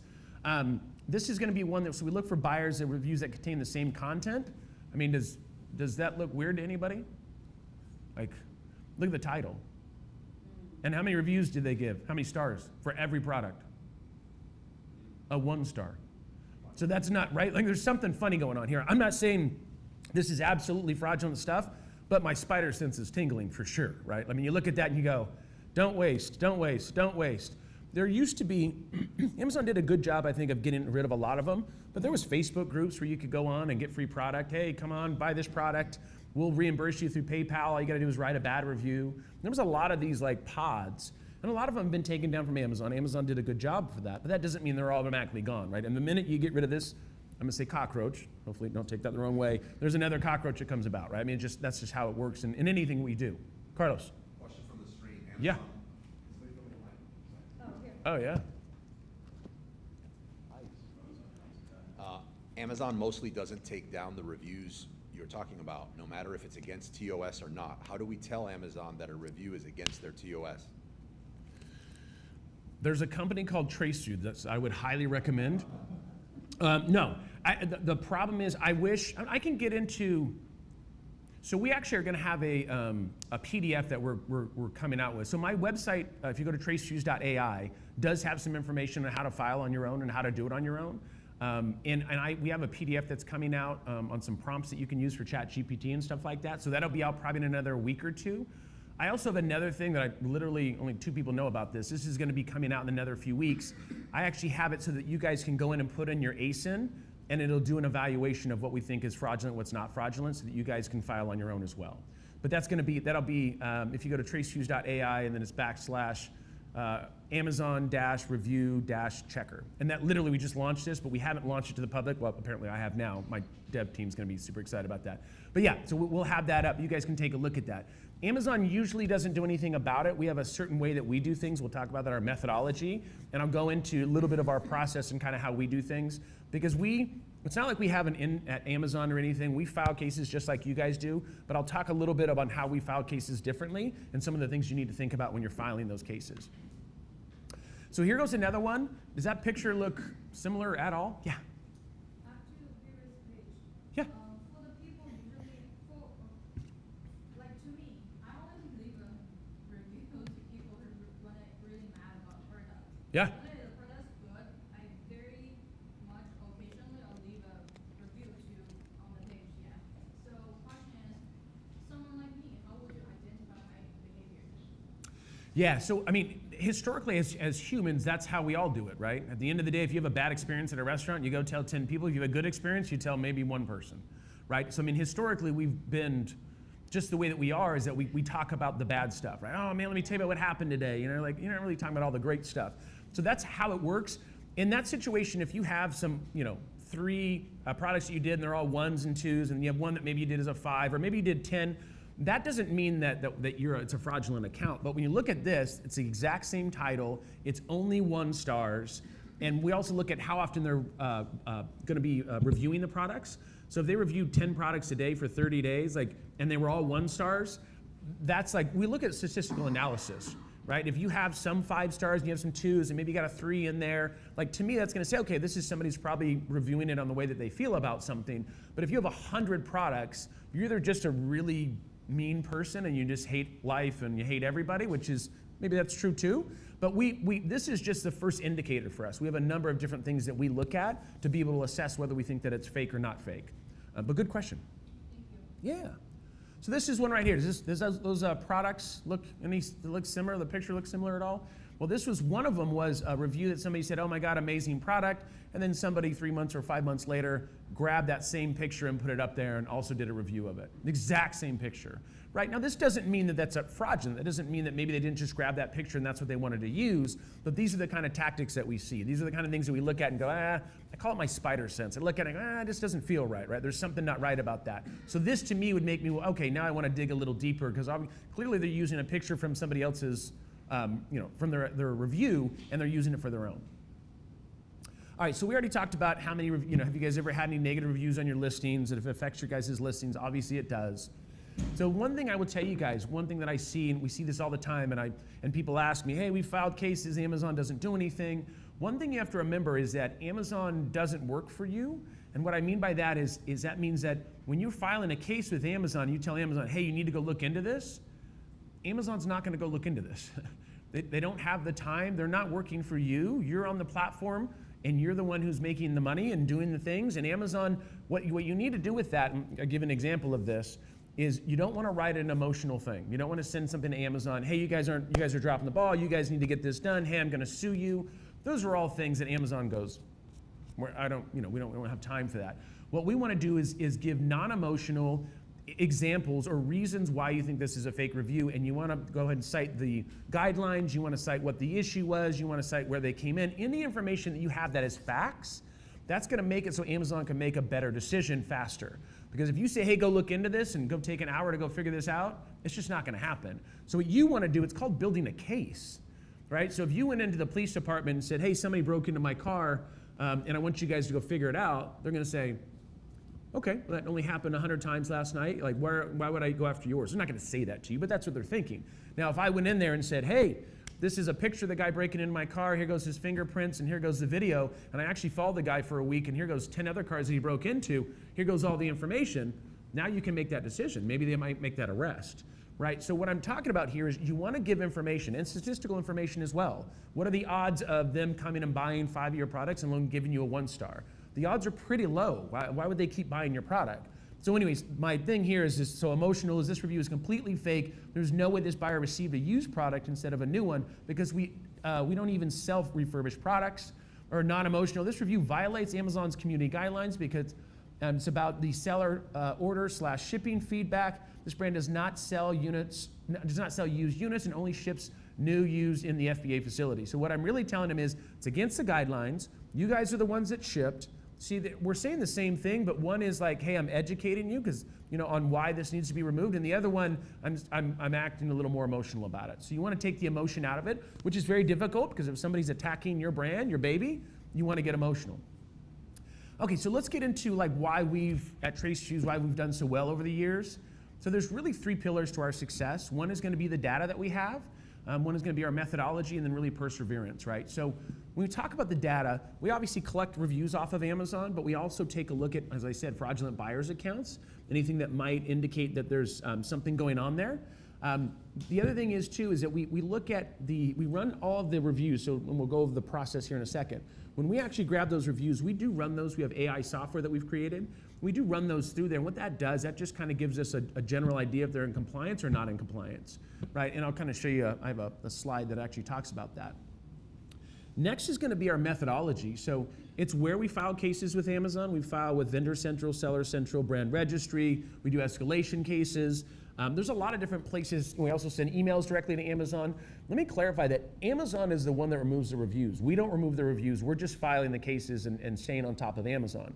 When I say staying on top of Amazon, what I mean by that is that doesn't mean we're emailing Amazon every 10 minutes asking for an update. We're not sending them crazy messages. That doesn't get anybody anywhere. What we do is we know with certain departments how long that we have until we need to be able to file another case or get an update from them. So internally, we've figured out a lot of those processes. So our methodologies, once again, things are FBA related, shipping related, having pricing information, foul language, has competitor information. Those are some things that when I talk to people, they have a lot of interesting things to say when it comes to once again that methodology and where you need to file. Perseverance is going to be, as I said, and we'll show this to you. I have some slides on what the software looks like. But it's just staying on top of Amazon. And that means if we're filing a case, let's say with Seller Central, we're going to give them 3 days or 5 days to respond to that. And if we don't hear back from them, guess what we do? We're going to send them another email, or we're going to file another case. We're going to ask for an update. So Amazon's gotten a little better over the years, I would say. But once again, that doesn't mean with the million things that they've got going on, they have certain things that are more important to them. And not saying that reviews aren't important, but people get busy, and so we just know that process for being able to stay in front of them. So what does this process actually look like, right? So like how are we doing things that are different than any seller that's out there? So this is going to be, we don't need the live demo right now. Oh, you know what? Hold on one second. This is my other presentation that I did in Austin. Hold on. Sorry, you guys. Hold on one second.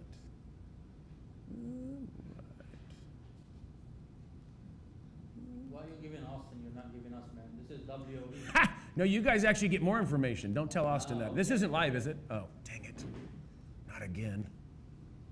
Yeah. No, let me show you. There we go. I know. That's right. From my favorite people from Austin. All right. Hey, look at this one. A little different. That one I did a live demo. This one I'm just showing you guys. Hopefully you still want to buy me a beer or a taco later. Hopefully we didn't mess that up right there by messing that up. Anyways, we're back, folks. So what we do here is, the process is this. If you go over to TraceFuse.ai, there's a little thing that says Get Started. Got a nice little demo video that we do there. Then a thing, Get Started. What happens is you put in your information, and then you're going to put in your merchant token. So when you put in your merchant token, what will happen is we're going to grab all of those ASINs from that merchant token, and we pull them into our dashboard, right? So this is going to be an example of that. So on our dashboard, let's say you had multiple products. So if you see over here on the right-hand side, you guys can see that right on the, yeah.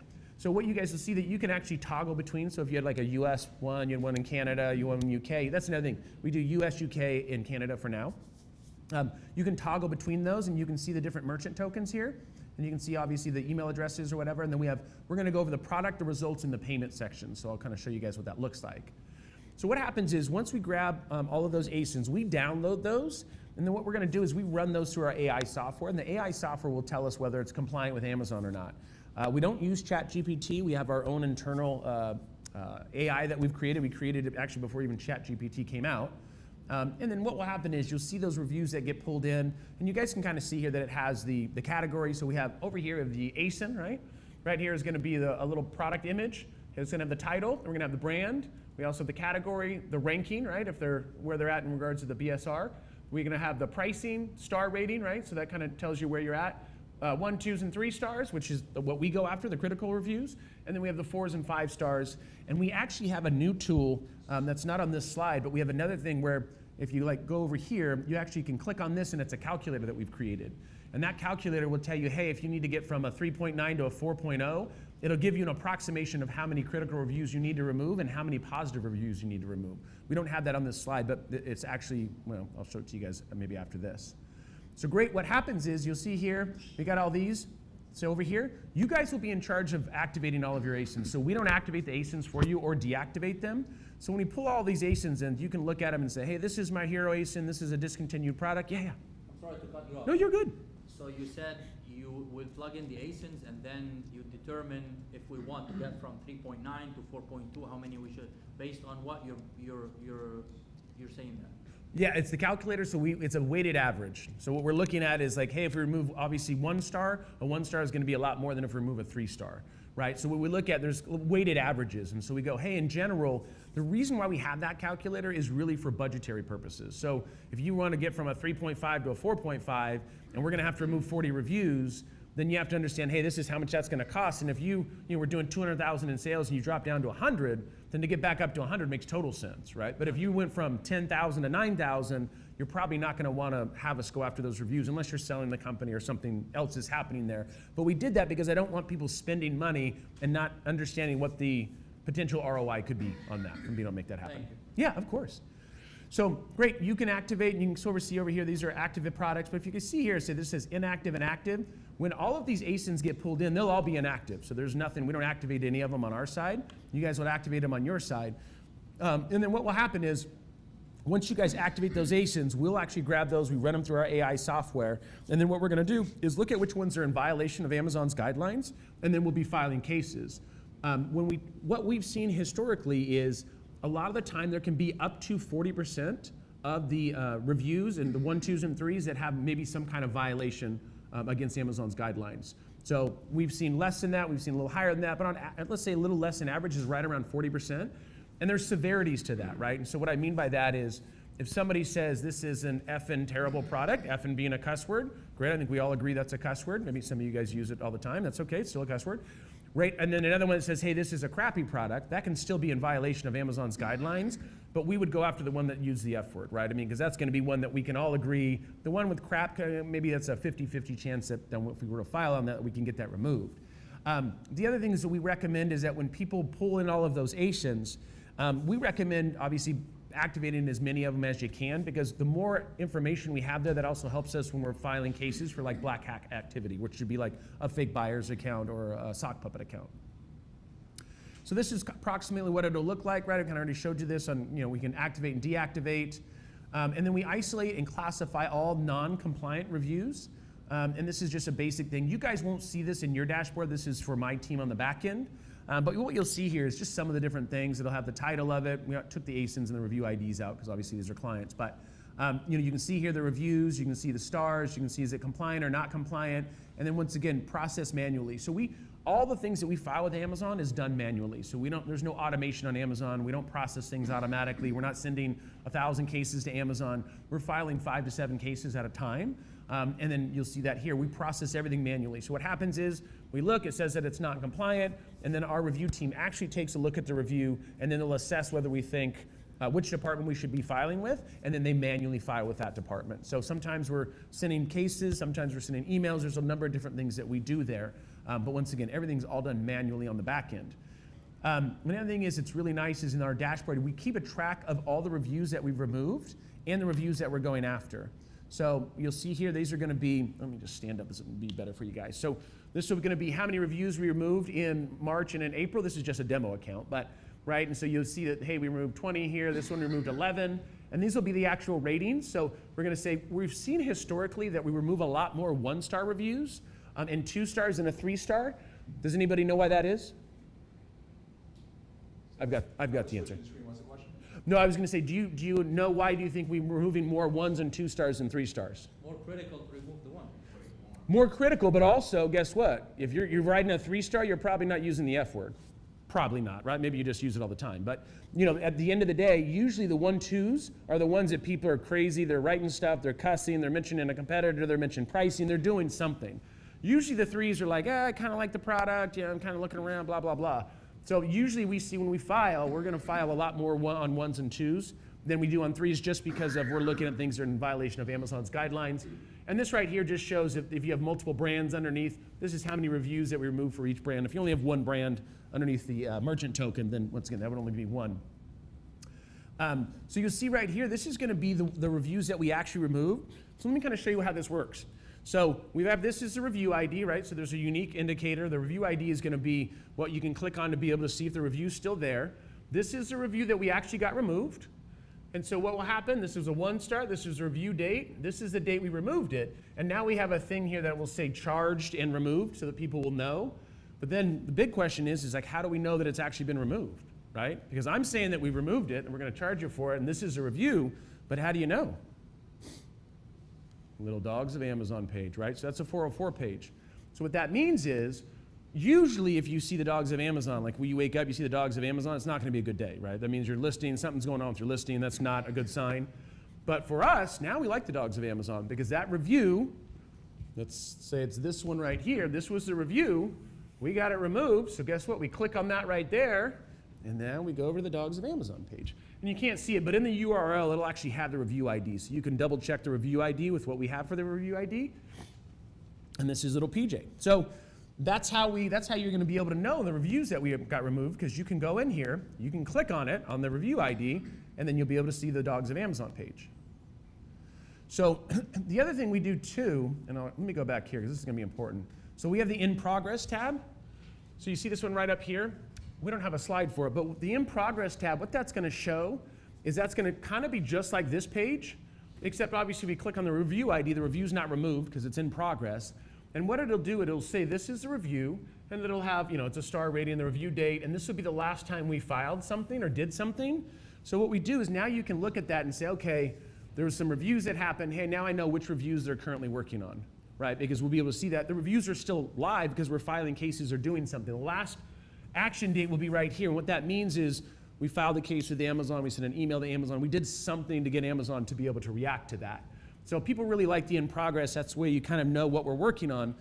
The other beauty of this software, and I might be a little biased as the owner, but what people really enjoy is the fact that we're also monitoring ASINs.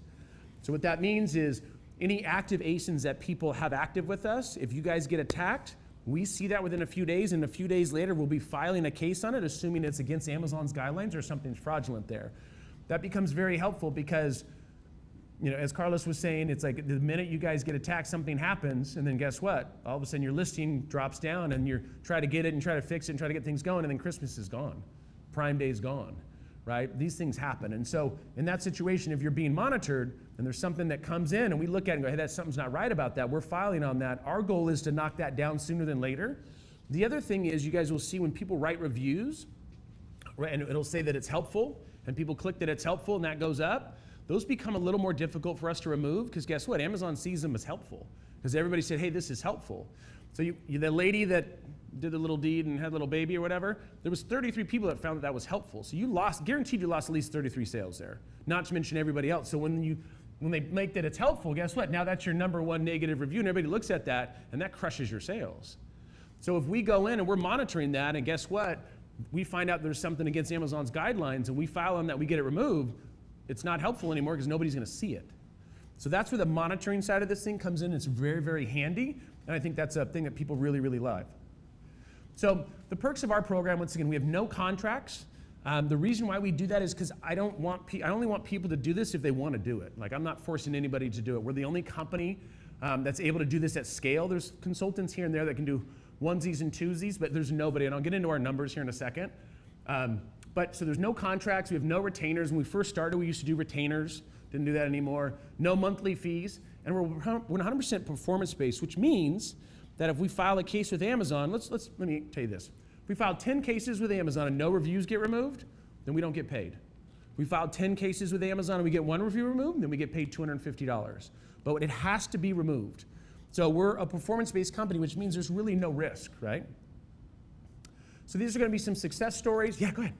I'm asking a lot, sorry. No, I love it. What would you do if you get a 5-star review but it's fake? Let me explain.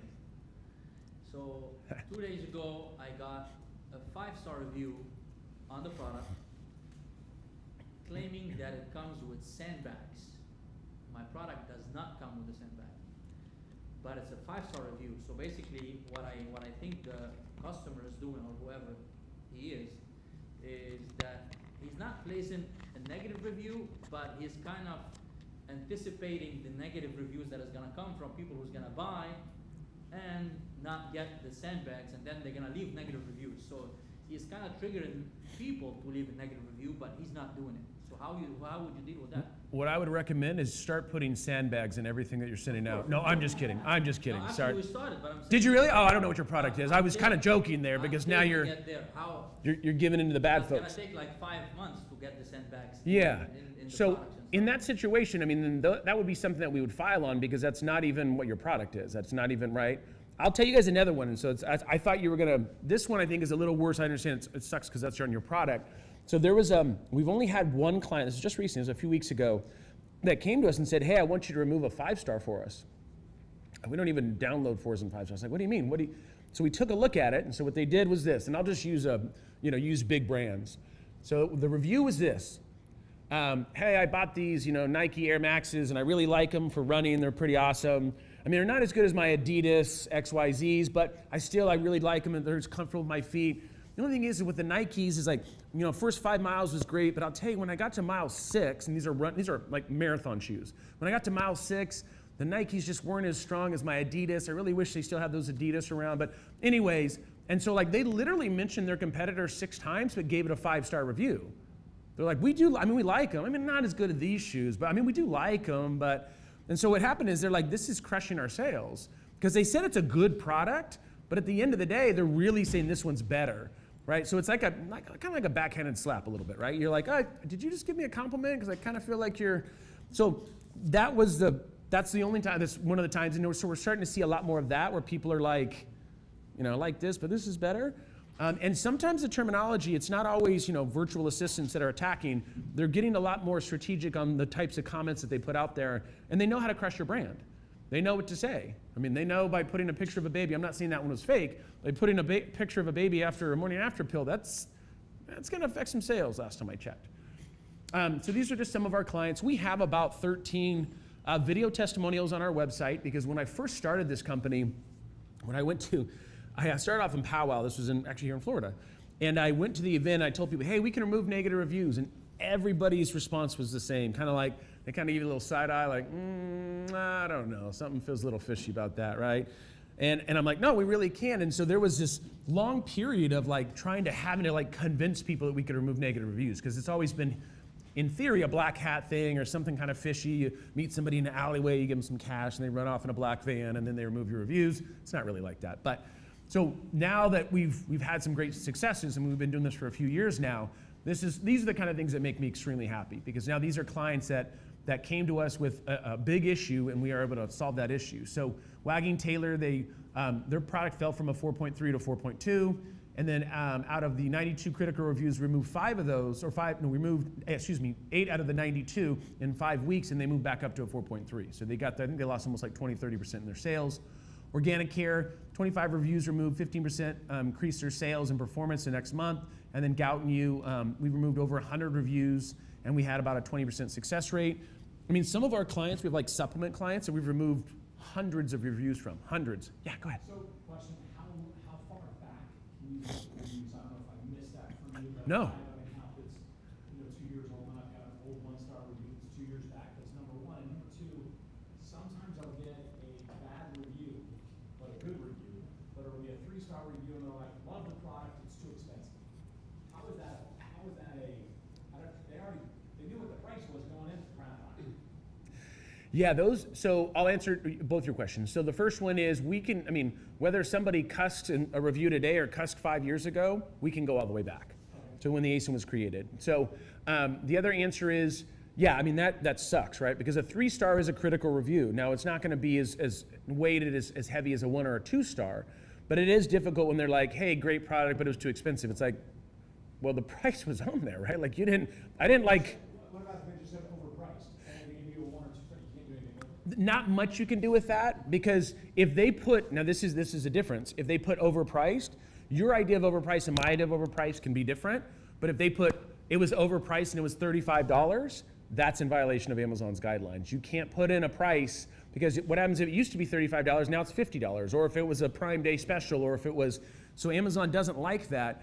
But the inexpensive thing is a little challenging. If it's not a long review, like if it just didn't like the product, it was expensive, that is something we would potentially file on, because that's not a great review. You're not really talking about the product. Okay, like, you knew how much you were gonna pay for it going into it. You might not think it's worth it, but like, how was the product? Like, did you enjoy the product? So yeah, that's kind of a hard one. Yeah, oh, sorry, Harold, let me get him first. I mean, you kind of asked my question, but I might as well take a minute and ask another question. What about vague reviews? Reviews like, I got a 3-star that said, I guess I have to get used to it. It doesn't provide any value whatsoever. But you just hit the nail on the head. There's no value. So because it provides no value, it could be removed? Could be removed. Yeah, because at the end of the day, if I'm looking and I have 10 reviews that say, it's too expensive, it's just okay, I liked it, I guess I just have to live with it. You're like, these aren't reviews. These are like very, very thin opinions, right? Like Amazon wants something when I read this and I go, oh, okay, that's something that's gonna work for me. Or, hey, I really liked a product, but hey, has too much chalk, or it does this, or hey, it was really difficult, or my baby didn't like it. Awesome, why didn't your baby like it, right? Like what is it? They want information that you're gonna read that and say, okay, now I can make an educated decision. But if I have all these reviews that just go, great, not great, loved it, didn't like it, terrible, that's not valuable for the consumer, for me who wants to buy the product. And Amazon is willing to remove. Yeah, they are. I mean, now trying to get them removed, that's a whole different challenge, right? But yes, that is, I mean, in theory, just looking at their guidelines, that is against their guidelines if you just write a thin review. But this is the other thing too, is that just because you file a case doesn't mean Amazon's gonna remove it. I think you can ask any seller that. That's the hard part, is how do you get them to react, right? How do you get them to do that? Because you have a million people, or they're not million, but a lot of people are doing the customer service thing. And guess what? Some people feel this way and will remove it, and some people feel this way and won't remove it. It's not always cut or dry, right? There's always some gray area in the middle, and we sometimes file multiple times. If somebody says, hey, they're not gonna remove it, we can go to another department, right? Just depends on what that review says. What we aren't gonna do is go file it with 10 different departments and see who goes and removes it first. We're not gonna waste Amazon's time. That doesn't do anybody any good. Yeah. Oh, no. Go ahead. Whatever. I'm just kidding. You're like this. If If I point at you, you can't cheat up. She's like, not me, don't take me. What about a borderline Vine review that's like maybe not exactly clear with the terms of service? So a Vine review is something we can go after too. So it doesn't matter, once again, if they cuss in it or they mention a competitor, that's still, you may obviously pay for those. If it's very vague, it depends on how vague it is. I mean, I'd have to probably see the review to be able to take a look at it. Negative on pricing. So once again, if they mention a price, that is absolutely, if they just said it's too expensive, once again, your expensive and my expensive could be totally different. I could go buy a taco for $10 and you can buy a taco for $5. You're like, this is crazy. And I'm like, that's a deal. Right? I mean, we all have different things of what we evaluate as perception of value. Will you be able to, based on his question, will you be able to rotate the reviews? We want this one on the top. You mean like pick specific reviews that you want to go after? On the first, yeah. Yeah, so when you activate that ASIN, well, you don't have it now, but when you activate that ASIN, what will happen is we grab all the 1, 2s, and 3 stars. We go after the ones that are going to be the most flagrant, that have the biggest issues with them, right? The lowest hanging fruit. If you have a review that's causing you a lot of stress, and you guys didn't get to see this in the in progress, but in the in progress, we have a thing, there's like a pen or pencil. You can click on it and you can write notes in there. So you can say, hey, this review right here, like, so if somebody said, oh, this is toxic, oh my God, it's terrible. As an owner, you can go in there and write that, and we'll include that in the case filing if it's beneficial. So you could write in there, hey, this is not a toxic product, this is what it is, here goes the documentation, this is in 10,000 other products, there's no issues there. But you can't go after very, very specific reviews, because we'll go into that here in a second. Our success rate is right around 10%. So if you go and you say, hey, I only want to go after this one review, I do have companies that we work with, attorneys and stuff like that, that will, if it's really crushing your sales, then I definitely have people that we can recommend you to. But for us, we're going to clean up the whole thing, right? It's not just one specific review. What I mean is we have a handful of reviews from Vine program, and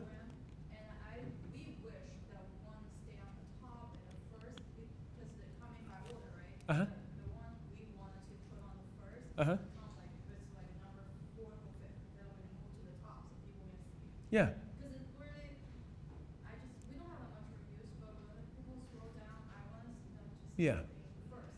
Yeah, the one that shows there. I don't know what Amazon does to show those or not show those, right? I mean, sometimes they'll pick the right one and put it to the top. Sometimes they don't. There's really nothing we can do about that. I mean, the negative reviews, obviously, if you have a really, really bad review that's blatantly crazy, that will affect sales until it gets removed. I've seen it. I have a guy. So this is a guy that sells like toys, like electronic toys, and he has a product. He only has about 4 reviews. And he's like, I used to do really, really well, and I got 3 bad 1-star reviews, and it crushed his sales. He went from like 200 units to like 40 units. It was like a side gig for him. And in that situation, I looked at it, and we have a 10% success rate. I was like, hey, I'll still file on this for you to try to help you out. Because if I could get his sales back up to 100, we remove one of those reviews because he doesn't have a lot, there could be some huge results there. But I have to be very realistic about, hey, listen, if we don't remove this review, you can't be mad at me, all right? Like, I'm filing, I'm gonna do everything I can. So in that situation, we were kind of going after a specific review, but I just knew that it would be better for me to help him, and the upside for him would be huge, opposed to the downside for me. I don't really care about the money as much as I care about helping the seller in that situation. Yeah. So my question was, if we sell a big product and the product, okay, let me rephrase it. So the review was 1 star, but it was not our problem. It's the shipping. So the shipper. So it's FBA. It's whether it's FBA or not. It's not our fault. Basically, because of the size of the product, the shippers found it heavy. Didn't really took care of it while delivering it. It got damaged. So can you take care of that too? So the problem with that is that's not Amazon's fault, that's whoever your shipper is. And so now we're blaming it on the shipper, which is fine. The problem is Amazon will take responsibility for it if it's FBA and they did it, right? They're gonna say, hey, this was somebody in your warehouse, we have it housed in your warehouse, clearly one of your team members did something. If it's going to a third party, the problem is that's really on you. So you gotta go back to them and say, hey, we gotta figure this out because now I'm getting bad reviews because of that. Those are gonna be a lot harder because once again, we can't go, hey, Amazon, this was you guys. They're going to say, well, it was a third party. There's nothing we can do. Yeah. Yeah. Thank you. Sorry, I wish there was something. Yeah. I want to give you something specific. Tom. Let's do it. I have a product, it's distilled water. Uh-huh. It's for CPAP users. Uh-huh. And so you're allowed to take a bottle of water on an airplane. Yeah. It's medically necessary as long as you bring a CPAP machine with you. Mm-hmm. I have about 3,000 reviews, and 8 of them are bad reviews because they're saying that the TSA, they're listing TSA, as not allowing them on board or giving them a hassle. Because they mentioned TSA and because they had some person that didn't read the rules correctly, even though it's truly legitimate, there is TSA regulations that say you can bring this on board and do whatever they want. Is there any way to get those 8 reviews taken off because it said TSA? I know that's really specific and granular, but I love that. So my opinion without looking at the reviews is those are going to be a little difficult. What I would recommend is there's companies out there that I can refer you to that, because what we do is we're filing cases that are like, once again, somebody uses the F word, nobody's gonna go, hey, we're gonna keep the F word on the platform. We love the F word, we're just gonna keep it up there, right? That's what I'm going after, the ones that are like, there's no debating this, right? Like, come on. What you're talking about is a very specific situation where these people were denied something and it's part of the product, there's rules that say they could be able to take it. That would be more of a situation where you're gonna need to get somebody at Amazon's attention. And I have companies that I can refer you to that would go in and file cases and do different things, but you're looking for an actual person that's gonna maybe sit down and talk about what it is and really fight for you there. Ours is very different. Ours is more, hey, let's go after all this, very specific situations. Amazon doesn't sit down with us and say, hey, let's review the 30 reviews that you did today, right? Like they don't, ours is a like, hey, we gotta build very strict cases, whether they're gonna say yes or no. But I have a company, actually 2 companies that I can recommend to you for that, because that sucks. Yeah. Yeah, it's like not even your fault, obviously, right? Yeah. Right. On average, how many reviews, how many cases does it? On average, how many cases does it take to get a review removed? Average, ballpark? So, it could take, sometimes we have to file multiple cases. A high percentage of the time we're filing multiple cases. More than one, for sure. Absolutely. Yeah, because it just, in the beginning, it doesn't, they're just, not responding, or it takes a little while longer. So yeah, our thing is it's definitely going to be a situation where we're going to have to file multiple cases. 5, 10, 20, 30? Not 30. Not 30. Probably I would say single digits. Single For sure. digits. Yeah. Okay. Yeah. If we get in, let's put it this way, we're not going to file 30 cases because at the end of the day, if Amazon says 30 times no or 29 times no, we're not going to go for 30. Right. There's other reviews that we would take a look at. Yeah. From online, from the stream. Yeah, he has it. Yeah. Well, we've been filing against reviews on Amazon. We have sent emails to the community, Amazon FBA, leadership themselves, our leadership team. Everyone told us that they have no authority to remove a review. Can you please let me know which Amazon team is responsible for review removal and how we can reach them? That's awesome. I mean, I was like, just give me the secret sauce and tell me everything you know. No. So whoever that person is, tell them to reach out to me, and then what I can do is take a look at the review, and I could probably send them in the right direction. But there's I'd have to see the review to be able to understand which department to file with and what that looks like. But yeah, I mean, the problem is historically, you're not going to get a lot of people that can remove a review or that are going to go and remove the review, just from the research that I've done. Yep. Do you also look at the seller feedback review from someone else? Seller feedback, like you mean not on a product review? Do you look at the seller feedback review? So talking about that actually talk about the seller, not a product, right? Is that what I'm assuming that's what we mean? Yeah. We only do product reviews. So, but I will tell you the seller feedback, what I've heard is those can be easier to remove if you get a hold of an account rep. From what I've heard, we've never done it ourselves. We only deal with actual product reviews. So there actually has to be something on the product, a review that we would actually go after. I thought I saw one other person. Yeah.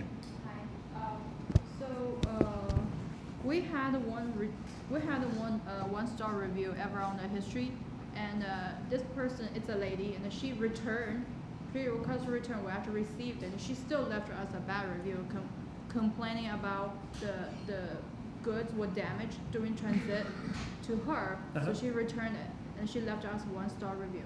Are you guys FBA? No, FBM. Okay. It's hard because when you give somebody a refund or you do whatever, you can't ask them to change the review, and if they do We didn't touch anything at all. Yeah, no, I got that, but I'm just saying it sucks because you can't say, hey, I just gave you your money back. Hey, I just sent you another product. Hey, you can say that, but you can't ask them to change the review. And some people I think the big problem is people don't understand how much negative reviews affect your well-being. This is how you feed your family. This is how you do things. That was one of the reasons I jumped into this business, is because, I like money, but at the end of the day, it's like I see these things. I started off digital marketing back in the day where I would see restaurants. I got one review that would say, the food was great, but they didn't have 2-ply toilet paper, so I gave them a 1-star. And I'm like, wait, what? Like, oh, sorry that they didn't have 2-ply for your soft behind. I'm being PC, right? Like, but at the end of the day, like, how was the food, right? Like, what are we? So I started seeing that kind of stuff, and then when I jumped to the Amazon site, I started seeing fraudulent stuff. It really gets my goat because at the end of the day, it's like you guys are just trying to make some money, right? Like I see this with our supplement clients. I have supplement clients that we've removed hundreds of reviews, hundreds at a time. Not at a time, but over time. So, I look at that and it's like, I don't know. I'm a very ethical person and I want to do ethical business, and I think other people should do ethical business.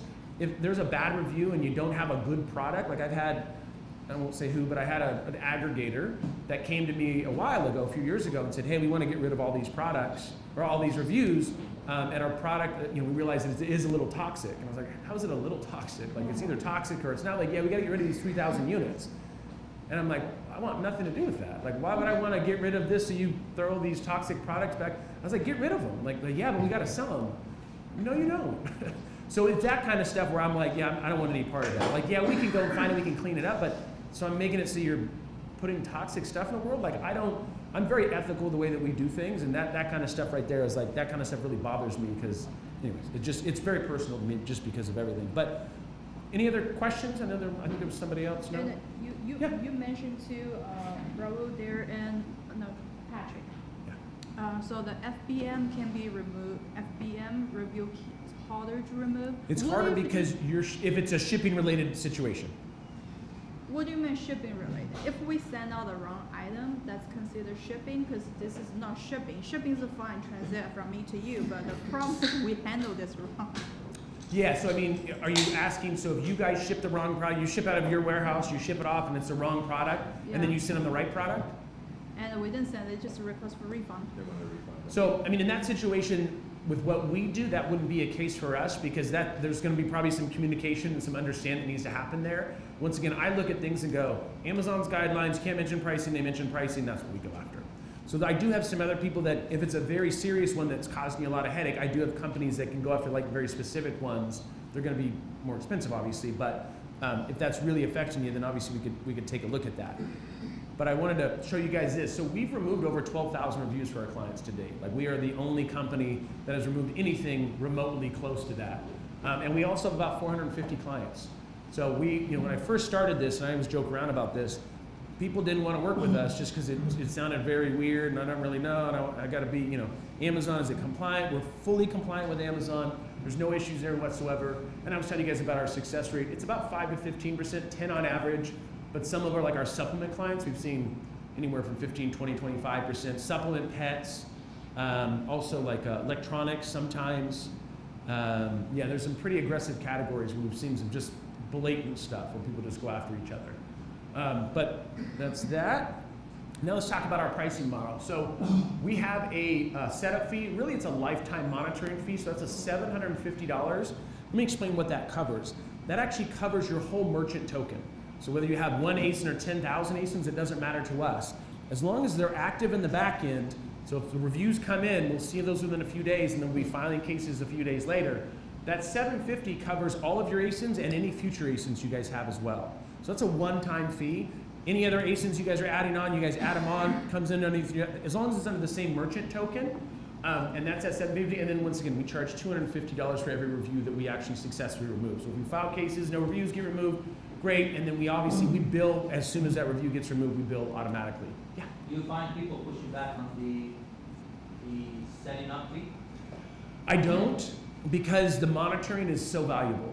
Because if you get somebody that just went from a 4.3 to a 4.2, and they've just lost $10, $20, $30,000 in sales, whatever the numbers are, the $750 is a one-time fee, and that covers them if they're with us for 10 years, and it's like $3 a month or something. Like it's the value of that. I've had maybe like one person that will say, I don't really know. And once again, we work out things with, I don't want people, I'm not going to tell somebody, no, we're not going to protect your brand. If that $750 is a big deal, we could have that conversation on what that looks like. In fact, even what we've got right here, actually it's going to be our next slide, but we actually are giving you guys, everybody in the room, and whoever's watching too, we're giving you guys 2 reviews removed for free. So your first 2 reviews will be, so that's a $500 discount. So that $750 is really $250, right? Because the first 2 will be on us. So we'll talk about that. I didn't tell Carlos this, but Carlos is actually going to pay for all those reviews, which is kind of, Thank you, Carlos. Surprise! I was going to wait till the end, but I know that you got cash, buddy, so we just got to make sure. So a 5-star review, a 1-star review done yesterday weighs the same thing as a 1-star review done 5 years ago? No. So those are weighted different. So if you have a 1-star from a while ago, this hasn't fully been confirmed, but from the information that we've seen, if you have a 1-star 5 years ago and a 1-star today, the 1-star today is usually going to be weighted higher. Because what we're looking at, and think about it from Amazon's perspective, you could have had product version 1 here, and you could have reiterated and make it better and make it better. And so those they're not weighed as heavy as a more current one, but we still go after those as well. How about like those reviews?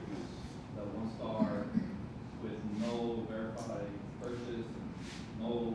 We absolutely would go after that. I mean, there's nothing written there, but we would absolutely file on that because we would say, hey, like there's nothing here. Is that a lot?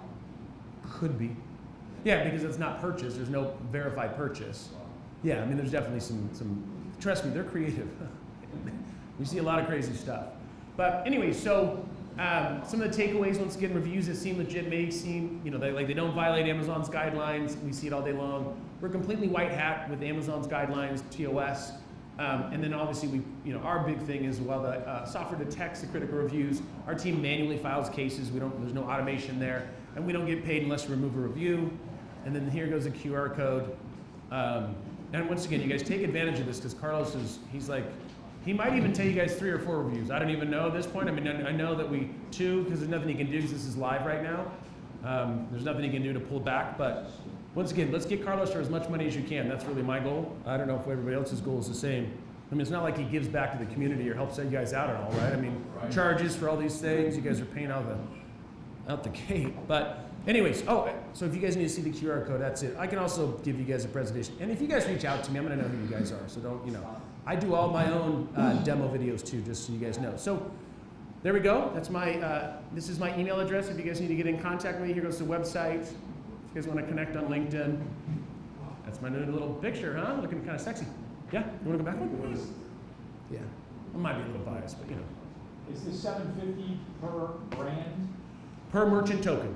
Okay. So if you have 20 brands underneath one merchant token, then it's $750, and you get all those and anything you have active with us, and then we'll be filing on those automatically. So US, Canada is one merchant token, UK is another merchant token. Yeah, so as long as they're on the same merchant token, and then, I mean, obviously sometimes what will happen is, well, you can't see it, but on the software you'll say whatever, your name US, name UK, and you can just toggle between those two if they're different reviews.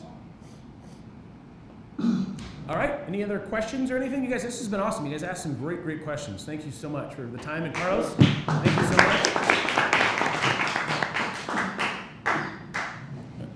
Sorry, can you just leave the QR code up a little bit because people on the stream are. Oh, yeah. Oh, and I'm probably like right in the way. They were making a lot of big head sounds. I do have a big head. That's. Shane, unrelated, but you mentioned in the beginning SEO. Mm-hmm. I guess that used to be one of your superpowers before. It was, yeah. What do you think about SEO now with the advent of AI kind of crushing basically search on pages, and what is your thought on that going forward, and what would you do in that situation if you are trying to rank your sites using the old SEO, blog writing, keywords, etc.? Nice question. I love it. Yeah, no, I'll take that. So it's funny. So, Google just came out with AI mode. So that was something that just came out a few days ago. So I will tell you this. I think that a lot of the tactics that you use with SEO, I mean, if you look at like anything review related on Amazon, like in the Amazon space, we're on the first page right now. So we're crushing it right now. I mean, I'll be beating out any of my competitors or anybody that thinks they might be. I'm coming for you guys all.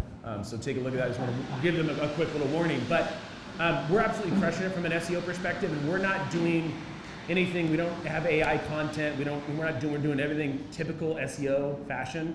Obviously, get backlink mentions and all that kind of stuff. We haven't seen any big increase. I do have a few sites that we've done just SEO or just AI content outside of the Amazon space, and those are indexing well. Depends on what the niche is. Yeah.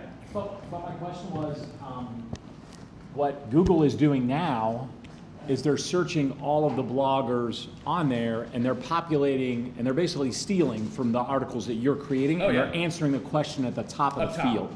So that's what I was referring to. I know that they're coming out with this new Google AI where they're detecting if AI wrote it. Yeah. Do you know how good that is at detecting AI and what percentage they're looking for, or anything, any kind of like hack there? I don't know. I mean, I'm sure. Well, they've launched some stuff that was a little premature, so I haven't tried this myself with the AI mode. I will tell you this, that Google is no different than Amazon and everything else. It's like they're always looking for a little more market share, a little more of this and more of that.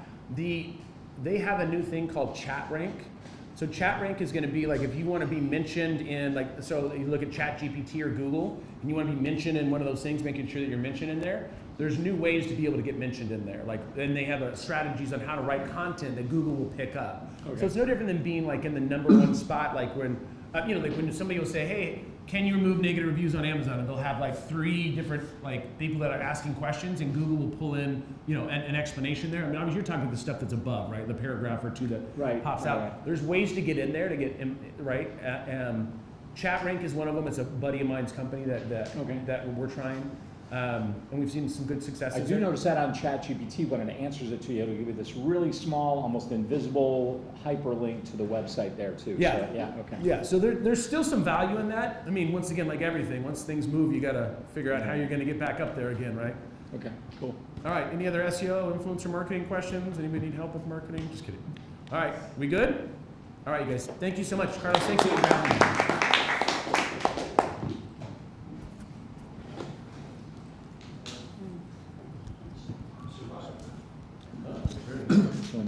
space add up. No. You guys got that? Say that again. Yeah, so what happened is I stopped working with them because they couldn't deliver the amount of plants that I was sending, the orders I was sending, they couldn't keep up with it. So it worked. You know what it is? It's almost like you're taking your brand and you're putting it in someone else's hands. So they were sending like, they were missing orders, they were sending stuff, they weren't getting it out that next day.